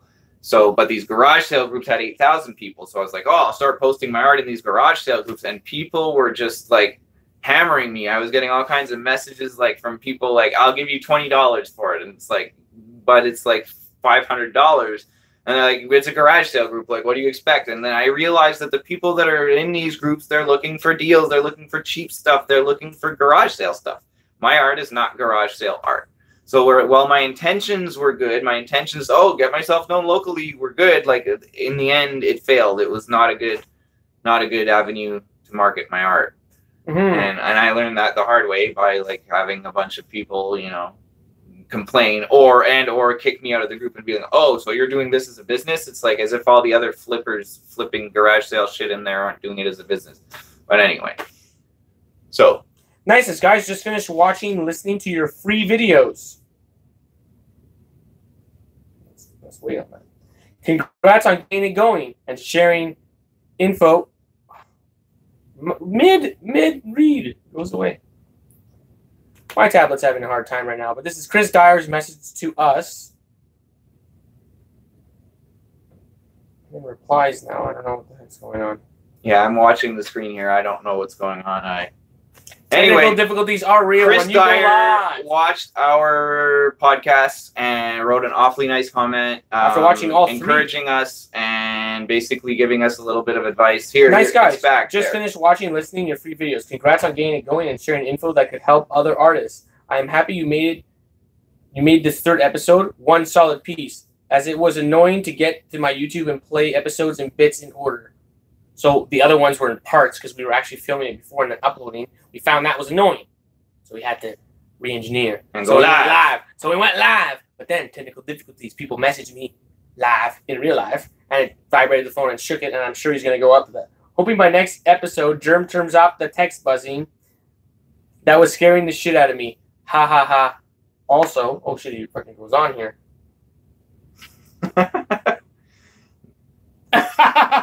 And now your tablet is a blank screen. Nice. And it's resetting. It is an old tablet, okay? I would go bananas dealing with a tablet like that. Listen, you gotta be patient with technology. I am not patient with technology. These things are like going around the globe collecting information, and just because it's not happening right away, we should be patient. Mm. You know, there's always you ever see a kid with a phone get upset? It's just funny. It's like they didn't live in a time where you had to go to the local library to see a book. Yeah, no, I was a kid in the 80s, man. So, like, I grew up without a phone. And like, frankly, relax, I personally, I don't have any social medias on my phone. I don't do social media on my phone. I just don't like that pollution on my phone. My phone is my phone, and it's not social media for me. I prefer to leave my social media time for when I'm at my desk on my desktop. Other than Instagram, every other social media place is better on a desktop anyway. It's a better experience. Pictures are bigger. You can read more of what's in a post without having to click that little see more. It's just a better experience on every other social media except Instagram. And I track my website traffic and where my sales come from, and I get a lot more sales from people who visit my website on a desktop because they have a better experience on my website. Same as I have a better experience looking at art on a big screen. People have a better experience looking at my art on a big screen. So I recommend, if you've been on my website and you've only checked it out on your little device, go to my website on a desktop and see how much better it is, because it is going to be better. It's just a better experience, period. Also, align it when Adam's upstairs neighbors aren't making noise. True that on the last one. Yeah, it was a little annoying. I was going and closing the door and stuff, and yeah, some people don't know. Yeah, I share a side door with my upstairs neighbors, so when they go outside and we hear them. Yeah, and not just that, they had like friends over and all kinds of things, you know. So it's almost like, hey, stop having fun. We're working over here. Yeah, it isn't the smartest thing to say, so we just need to time it better. Yeah, I like the show because it has good info. And the difference in personalities between Adam and Germ is pretty funny. Anyways, all the best.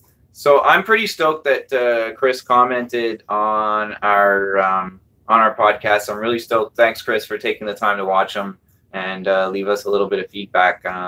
We both super respect your opinion and your grind. You know, we probably wouldn't either. I don't think either of us would be sitting here talking to this screen if it weren't for having met Chris Dyer. I love how you put it. Talking to the screen. Well, it is. I mean, I know there's people watching. Is there still people watching us live? If you're still watching us live, thanks so much. That's super awesome. Like, and I'm literally talking to you, but I can't see you. So on my end, I'm talking to this screen. We're talking to the cell phone. We're talking to a cell phone, and we see ourselves. It's very strange. It's like, yeah, it's kind of weird. It's like talking to a tiny mirror. But yeah, it is like that. But I'm glad that there's people who care. Mm-hmm. So that's why we'll continue to do it. We are drawing to the end because we're at almost in 2 hours here. Wow. So we're coming to the end of this episode. It's called Don't Be Cheap. Don't be cheap. So let's just... Got to spend money.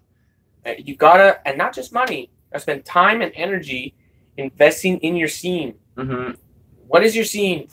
If you don't know, figure it out. Mm-hmm. Once you figure it out, invest in it. In the people, in the places, in the businesses that put energy back into that. Mm-hmm. It might seem weird now, or... you know, but in 10 years, when you look back, you'll realize how important that scene was to your success. Mm-hmm. So you have to give back to it in the now. Mm-hmm. 100%. To reap the fruits in the future. 100%. Because, like, for me, like I say, I mean, I spent a lot of money to do the workshops that I did at COSM. You know, the American dollar is like 35% more than the Canadian dollar. So something that cost me $1,000 US cost me 1,350 Canadian. I literally spent about $6,000 doing workshops at Cosm. But you were one of the first. I mean, in looking back, in order to network with those people who then went forward and really, really helped my art career. Yeah, but also that was the beginning of Cosms. No, it was not the beginning of Cosm. Cosm was around a long time before that. Cosm was in a different location, but okay, no, I'm talking about for that one specifically. It wasn't. So now they had already been in that location for a couple years. Let me get to my point. Okay, sorry. Is that young people are going to grow up? Yeah, and they're going to see Cosm. They're going to see the price tag on it too, and they're going to be like, "Damn!" But they're also going to see at Millward and know that you went through that. Mm-hmm. You know what I mean? And they're going to respect him for having being an OG and being there from the beginning. Right? That's because he invested. Mm-hmm. So he's part of the scene.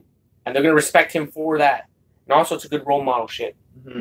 They're going to want to do it too, knowing that you did those moves. A smart person will understand the moves that you made. Yeah, so I mean, when I start running workshops, which I'm strongly considering, I want to start running workshops right here in my studio for local artists to come to. And, you know, I'd really like to make that happen in the next few months. Hopefully over this summer, I will make it happen. But it's like if you ever come to a workshop with me, and you pay to take my workshop, then I'm going to remember you way more than the person that DM'd me once asking me, how do I sell my art? And it's like, well, if you've watched any of our podcasts, you know that that's not a real simple answer. There's a lot to it, and it takes a lot of learning and a lot of research and a lot of knowledge and a lot of networking and a lot of trial and error and learning from your mistakes. All kinds of things. So, like, if you come to one of my workshops and you pay me and we go through that whole process together of having one of these discussions and, like, learning in a group setting and hearing what all the other people ask me and then the answers I give them, you're going to learn a lot. But not only that, after that, if you hit me up in the DM and say, hey, Adam, I've got a question about this thing that we didn't talk about or that we talked about and I need a refresher about it, what do you think? I'll be way more likely to answer you than if you're the guy that saw my post once and emailed me, how do I sell my art? Mm-hmm. So, like, comes down to, or even, let's point this out, he'll still be nice and tell you one tidbit of information. Oh, yeah, for sure. I very, very rarely ignore. Make sure that you have I very a good rarely story. ignore people. Like, I'll almost always, like, nice. I'll answer you that selling art takes a lot of different things, and if you really want to know how to sell art, watch our podcast or hire me to do a one-on-one consultation. But the real knowledge is don't do that to anyone. Yeah, the real knowledge is come in with a different. If you write, how do I sell? Can you tell me how to sell my art? Or if you come in with like, hey Adam, I saw your post and it's super inspiring, and I want to be like you one day. What's the best tip you have that sold your art? The best tip that I have that sold my art. That's what I'm saying. The person would that's what they should write. Hey Adam, what's the like number one thing that sells your art? But not now even. They should introduce themselves at least first. If you just DM me, and that's what I'm talking about. I'm not talking about people that know me and we've been friends on Facebook for a while. That's different. But if you're somebody that just met me and you don't even send me a friend request, and I have in my message request, can you tell me how to sell my art? Like, I'm going to give you the little, like, hire me to do art business consulting and watch the podcast.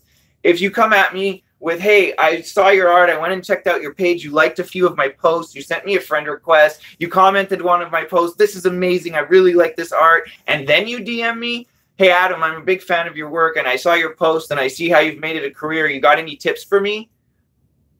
Do you see the difference in that approach? Yeah. Can you guys see that approach difference? And that's in everything. And that's in life. Everything you do. If you do it like that, it's just so much more easygoing. Mm-hmm. And people want to collaborate with that energy. Mm-hmm. Don't forget that you're broadcasting an energy, and there's all kinds of energies. And that's why before I said that pretentious thing, the pretentious thing is just, if it's like nightmaric to message you or whatever because there's passive aggressive shit going on, other people are feeling that too. And that's not conducive to business. Mm-hmm. So you have to be super nice. I'm a blunt person. And you have to learn to be super nice in messages to be like, have a great day. Fucking yeah, bud. Yeah. That's what people want to collaborate with. They don't want to collaborate when they make a mistake and you're like, yeah, great job. Mm-hmm. They don't want, dude, Like, no, sometimes people don't be passive aggressive. Eat that on the chin or whatever if they fuck up, and just be nice. Sometimes people message me like, "Hey, can you sell my art?" And it's like, I've never advertised myself as an art dealer. I don't have anybody else's art for sale on my website. Like, where are you getting this idea? I'm not even going to waste my time answering you because the answer is no, and I don't need to bother explaining why. So I just don't even answer that. But then they'll come back into my messages a day or two later and be like, "Oh, so I guess you don't care about artists. I guess you just, it's all just an act and da-da-da-da-da-da." And it's like, no, you approached me with a horrible attitude and like expected something from me before I even knew who you were. And still, let's be real, and still came back with that same attitude that the world owes you something. Mm-hmm. And that's why your art's not selling either. Mm-hmm. Because that energy... If you were owed something, you wouldn't feel like the world owes you something, correct? Because you'd be getting it. Mm-hmm. Do you understand what I'm saying? If you're an artist... If you're getting it, you don't feel that way. If you're an artist, the world doesn't owe you anything. You owe it to the world to work your ass off to make your art into a career, to get your art seen by as many people as possible, to share to share your message and your mission. And what will happen? You'll get it. You'll get it. So by feeling that something is owed to you, lo and behold, you will be given more of the same. The feeling that something is owed to you. Mm-hmm. That's the world that we live in. The fucking game that we're playing. Mm-hmm. Okay? It's whatever you feel. You feel that you're getting it and things are awesome and things are successful. Well, the universe has no choice but to give you more success. Yeah. That's how you feel? Very true. Yeah. I mean, there's some big things that are going on in my art career right now that we're not even talking about on the podcast yet because like they're not even solid yet. I don't want to, spoil anything. But by being successful, you start gravitating towards more successful people who want to feel more successful. So they get in with like-minded people and like they gravitate towards that. They see someone going, yeah. And they're like, that's what I need. And they go there too. So like one thing I think that maybe we haven't talked about enough on the podcast yet is just how long all this takes. It is not an overnight thing. It is not something that's going to take 2 months of consistent effort, and then you're going to be making your own podcast and selling art to people all over the world. Hopefully it's your life and you love it. Hopefully it's your life and you love it, and you'll build by making little steps. But like all these things we're talking about, getting a website, starting to do vending events, getting prints made, getting stickers, getting business cards, having mags, that all is going to cost money and time, and it can't be all done tomorrow. I mean, if you have the money and time to do it tomorrow, fuck, go do it, man. But if you don't, understand it's going to be a process, and just don't rush and don't get disappointed or discouraged if things aren't moving as fast as you hope or want. The biggest tip I can give you is that consistency is the most important thing. Consistency is king, but also there is no milestone. There is, and you should celebrate. Let me start by saying that. Okay, you should always celebrate your wins. But there is no such thing as a milestone. Tomorrow you're going to wake up, and it's going to be the same thing again. Mm-hmm. Even if I went to the moon and came back. Now what? Mm-hmm. I'm going to retire because I went to the moon? No, how many shows on TV are there about washed up stars? So like it's always like, where are they now shows? Like there's always a hustle to be done if you're trying to make a career out of art, or else you're going to be a where are they now artist. Yeah. So but also keep in mind that anyone who reached their 15 minutes of fame had 15 years of hard work behind it. Yeah, that caused it to happen, and then you continue with they actually. Story. Yeah, like cult of personality could be strange because sometimes notoriety can be given to someone like Cash Me Outside Girl, and then it's like they'll become famous and they make songs and all that stuff, but it's really on a weird American style of fame, which is just like being seen by a lot of people and not having it being a tribute to something. It's so like it literally causes people to shave their heads like Britney Spears and all kinds of things because it's weird. It's like it doesn't need a story. It's just popular because everybody knows it. And that's to me that's not real culture. To me that's fake culture. Like that's real That's why we have artists. Very low level of thought involved in following that kind of entertainment. So don't be fooled by that society and start imitating aspects of it. That's what actually people hate, okay? People hate people who are not authentic. Mm-hmm. And a lot of times on social media, you'll be seeing certain artists that it may look like they're achieving success. But the truth is, the subtle energy world, they have key players that are against them. Okay? I could be one of them. If you are doing something that is in my genre and you're doing it not the way I like it, you're not getting my vibe. You're not getting my stokedness on you. That's bad juju. It's not terrible juju because I'm not out there like killing chickens and making rituals to get you to lose. But by not having my energy means you're not getting that guy's energy and that guy's energy, and that's not uplifting you, and that is strictly because of inauthenticity and trying to be Mickey Mouse. We hate Mickey Mouse. I'll be honest with you. I'm not authentic. I'm into visionary art a lot more than the pop art thing. So like But even in the visionary art world, if you are being inauthentic because you want to be a visionary artist, it is felt. Don't think you're fooling someone that you're smarter than people. You are not. Okay, and I've heard stories, and when I'm not going to name names, but you know that stories get passed around in the scene where it's like, oh, that artist, You don't want to be the person who was placed in that tone. It all depends. I mean, you know, like at the same time, you're gonna have haters, but dude, if you're making it easy for your haters, if you're making you want it to be like that person's authentic, that person's having fun, that person is doing their thing and crushing it. You know what I mean? It doesn't mean you have to like. It's about having fun.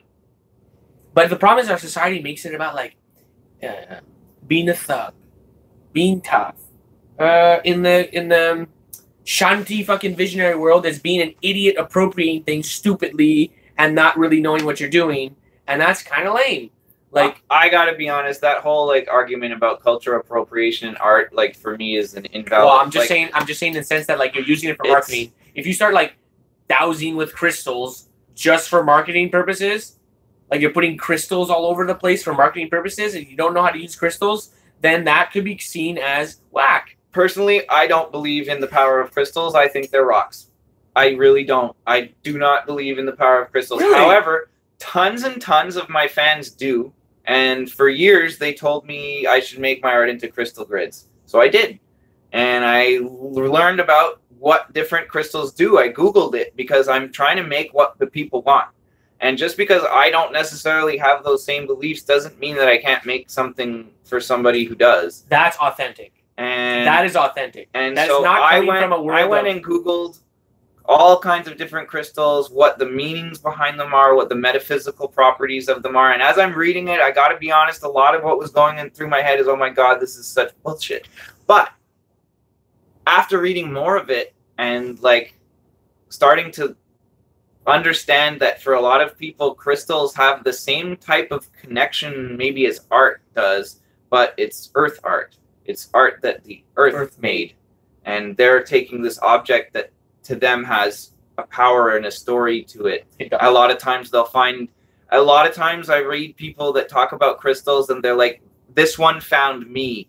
And like they maybe were at a crystals, the Gem and Jam show where there's like thousands of people selling crystals and rocks. And out of this entire show with over 2 million little rocks for sale, this one called to that person. And I get that because that's how I collect art. So just because I don't believe in the metaphysical properties of the rocks myself necessarily so much doesn't mean I can't understand that somebody else does respect that belief and honor it. Create a product that honors it and say, you know what, here, I made this for you and I hope you like it. I hope you love it. That is an authentic rocks telling story where an artist is trying to meet a demand and they're being honest about it. On the flip, just to contrast it, let's say I wanted to sell rocks because I know the rocks sell, and I'm in Arizona at Gem and Jam, and I just tell people what they want to hear.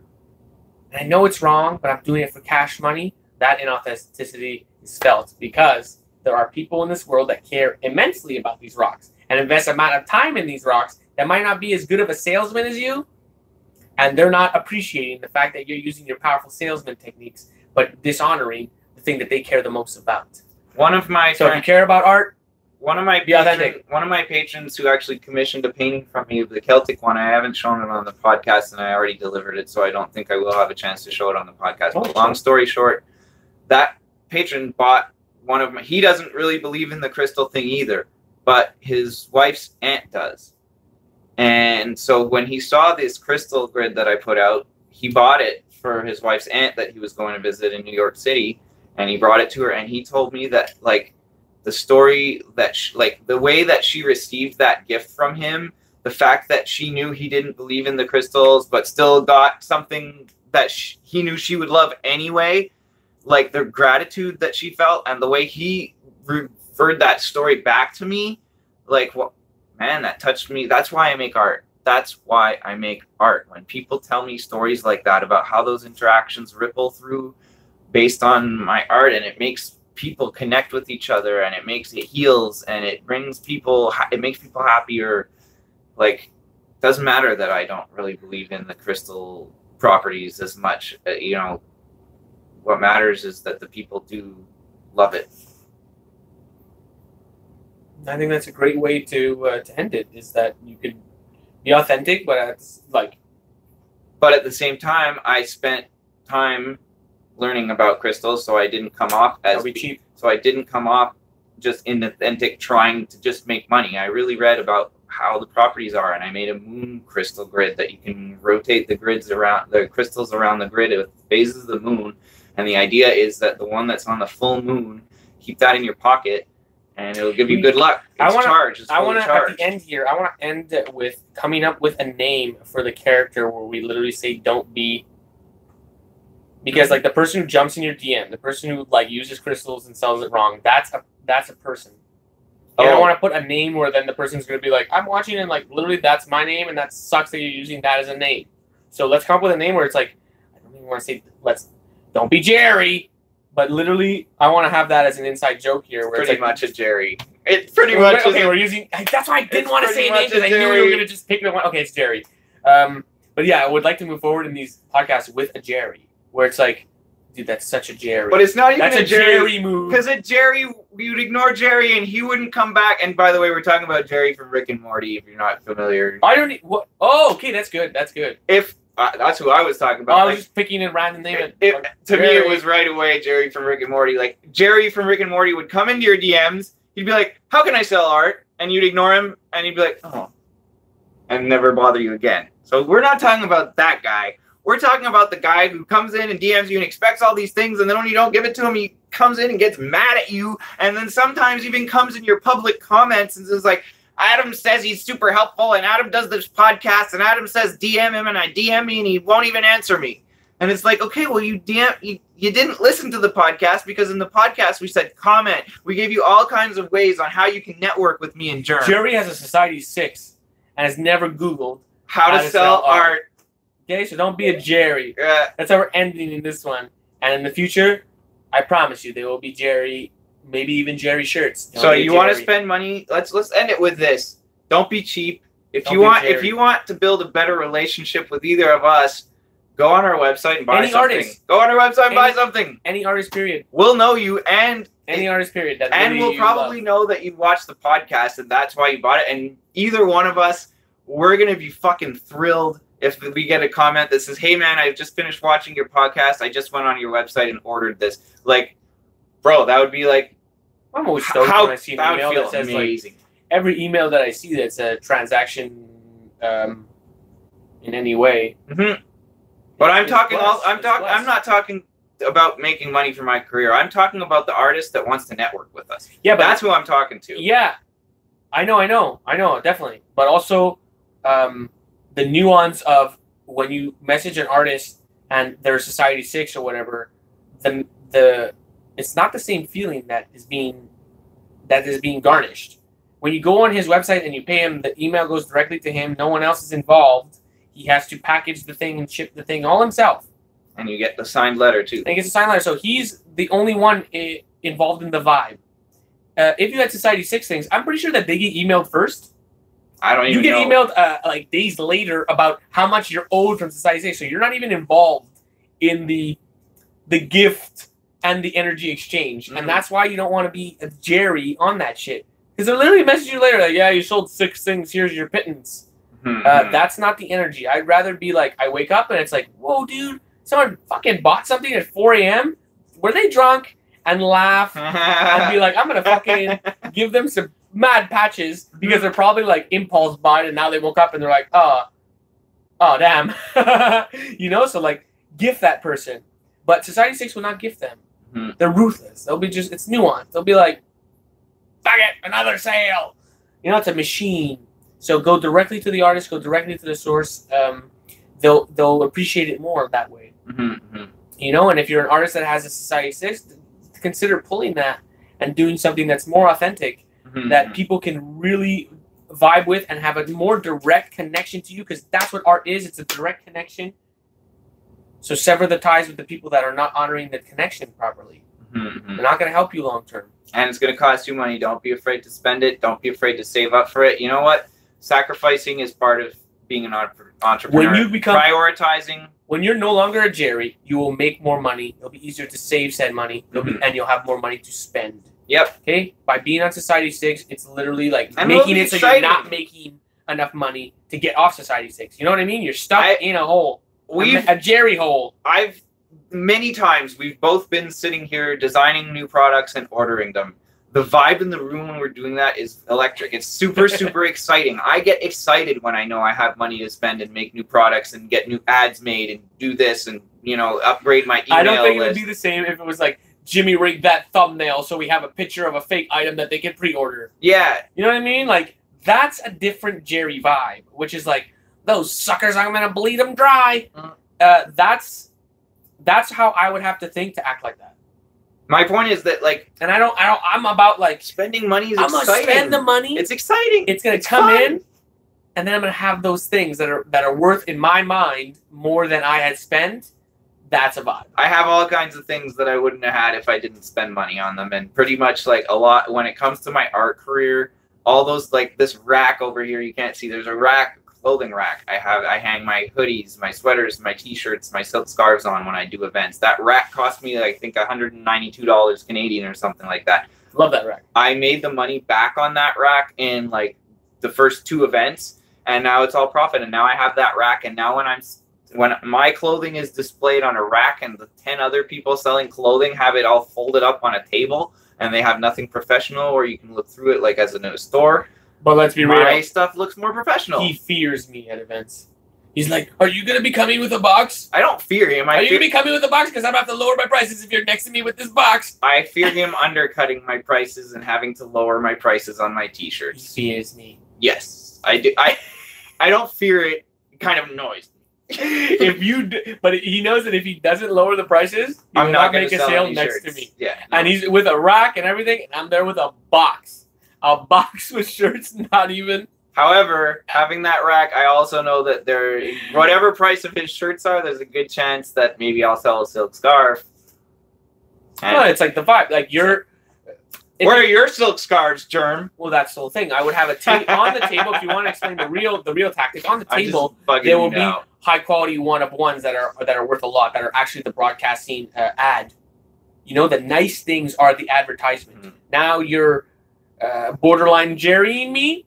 Well, there's a box over here, and this box you can play a fun game, which is look in this box and I'll sell you something for $10. Yeah, that's just selling dead stock. If you want to be a business about it, you know what I mean. Mm-hmm. This is dead stock. I don't even have time to be bothered with how many sizes are left. There's no mediums or larges left in that design. An XL person might find it and want it. Let's throw that in the box, and that's dead stock. Making $5 on dead stock is just amazing business. Yeah, it's and you're better than making no money. Making a game out of it, and it makes all artists. So my point is, if you wanna make other artists shake in their boots when you appear to sell your dead stock, that's the tactic. Mm-hmm. It's a box. It's a game. Look at my box, and in the box they're looking at your various designs too, so they're actually getting a feel for the catalog in a very easy way. Mm-hmm. So spend on a rack, spend on Googling business tips, or spend time watching podcasts like this where boys are going to give you years of experience as a salesman. And I can't have a podcast go through without shouting out Gary V. He was the inspiration for this podcast. Anyway, Gary V, Gary Vaynerchuk, Gary VEE. Look him up, follow him. If you want to be any kind of entrepreneur, he's a guy whose content you want to be absorbing because A, he gives it all away for free. B, he's super motivating and inspiring. And C, the stuff that he talks about all holds you accountable. If you don't hold yourself accountable, if you're self-sabotaging yourself, like all the stuff we talked about in the last episode, if you're not willing to invest money into your art career, like we talked about in this episode, if you're not willing to network with other artists, like we talked about in other episodes, if you're not willing to work about your story and how you present that and learn, figure out what your art means to you and in relation to what it means to other people, the world, and how to explain that. Then how do you expect the world to come and buy your art? Exactly. Okay? If you don't understand how your art fits in the world, then the art world cannot understand how your art fits in its world. Bingo. So I guess we'll end it on that unless you have anything else to say. Because no, I'm going to repeat it again. If you don't find the bridge that links your art with the real world, how are they crossing that gap? Mm-hmm. You think that they're going to find it? You think that they're just building a bridge to you? That they have all the time in the world to put the bricks and mortars together to reach you? Mm-hmm. They don't. In fact, they don't even know about you yet. So you better be building your brick and mortar. And possibly, when you were naming the podcast, I'm like, damn, we need to be more concise in the future, a little bit more professional in the sense that we look at the old ones, the names, and come up with a name that helps in that, because this is like a classroom. It should be, yeah. This one's called Don't Be Cheap, you know what I mean? And if you watch all of them, one of them will be like telling a proper story. One of them will be like how to get your mom involved and get great loans from your mother that are at lower than 10% interest. That's maybe not a full show, but that's like a thing. Like I took a loan from my dad when I was 18 for $1,500. That idiot didn't even charge interest on it. Mm.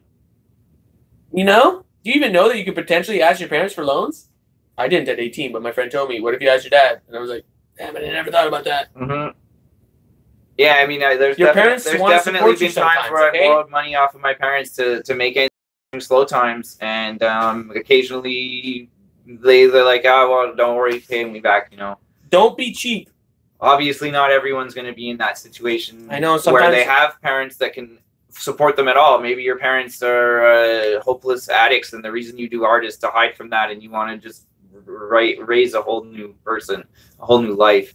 And there's all kinds of things that we talk about that you can apply without ever having parents that help you out, that will still help you build an art career. Well, don't be cheap. Be smart. Mm-hmm. Okay? And loans are a legit thing. The reason I said that it could be from a bank. That's why I'm going to move into it. It could be a bank with interest. If you're smart, it's worth it. Okay? Because some people will latch on to one thing that an artist does and be like, oh, well, see, you had parents that gave you money. My parents never give me money. And they'll ignore the 8 other hours of content that we've put out there with 100 other pieces of advice about how to build an art career. And they'll focus on the fact that both of us had assistance from our parents at some point. Well, here's the real story if you want to break it down. And if you're one of those people, you're a Jerry. You're a Jerry. I was at... See, this is why I want to come up with the name. It's so good. You're a freaking Jerry. No, but when I was 18 or 17, my friend who was already an entrepreneur because his father had instilled it in him from a young age, asked me to go 50-50 on a business with him. I was interested, but I didn't have the cash to go and buy the things that we needed to make the business run. So he told me, why don't you ask your dad? And I did. Under the pretense that I'm paying it all back. You know what I mean? I could go get it from a bank, but let's try and get it with no interest. And that's literally what he told me. Try and get it with no interest. Mm-hmm. So I went and asked my dad. What my dad blessed me with there wasn't necessarily the money because whatever, money's just money, right? It was a chance to see if entrepreneurial life was for me. Mm-hmm. And that's what I was blessed with. I technically still kind of run that business because that business was making custom shirts. So technically I'm still running that business. But it's so long ago that like I don't think it's necessarily because I had good parents, but at the same time it's because I had good parents, right? Mm-hmm. People who raised me and put me in a situation where I also meet friends like that, and it gave me a chance to learn that the entrepreneurial life was the life for me, and that's how I kept winning and not having to ask for loans and stuff like that, is by being smart. And that's why I mentioned in the last episode, like, follow other entrepreneurs, make motivational material part of your life. Because in my life, I've spoken about it in the last episode, that my dad would always see really talented people and be like, I don't know how they do that. There must be magic. And that transferred down to me, where I thought talented and skilled people had this magical thing that I could never have. But I could have it. I just needed to dedicate myself to it and learn it, and understand that process for learning some skills and talents takes years. And if you're going to give up after 2 months or 2 weeks or 2 years, you're not going to achieve that. And the rest of your life, you're going to look at those people and go, I don't understand what they have that I didn't. And what they had that you didn't is dedication and perseverance. And faith, yeah. And faith. In the whole thing. So don't be cheap with your perseverance and faith either. Don't be a Jerry. Don't be a Jerry. All right, so don't be cheap. Don't be a Jerry. And care about your life. Care about your business, and it'll be easy. All right, so I think the way that we're going to end our episodes pretty often is going to be when one of us finally has to pee, and I'm getting to that point again. We could have just ended it there without the bathroom joke. Yeah, well, I know, but like we ended it last time on I have to pee, and like we said we were going to end it like 8 minutes ago, and we didn't. So now I'm making it official. Like I got to pee. We got to end this. Okay, and since we went live, we're like making super deluxe episodes that are like 2 hours long. I don't know if we're always going to do that. Okay. Mm-hmm. Okay, so don't get used to that. Like this is consistently we're going to be the thing. Mm-hmm. We're consistent. But right now, I'm just trying to drag it out where Adam's like, I really have to pee. And I'm just going to keep talking until he finally realizes that I'm just talking for the sake of him not peeing. All right, well, I'm going to go pee. And hold on. I'm not done what I have to say. If you're a Jerry and you don't want to... Look at that. Camera. Peace. Thanks for watching, everyone. I don't even know how to turn it off.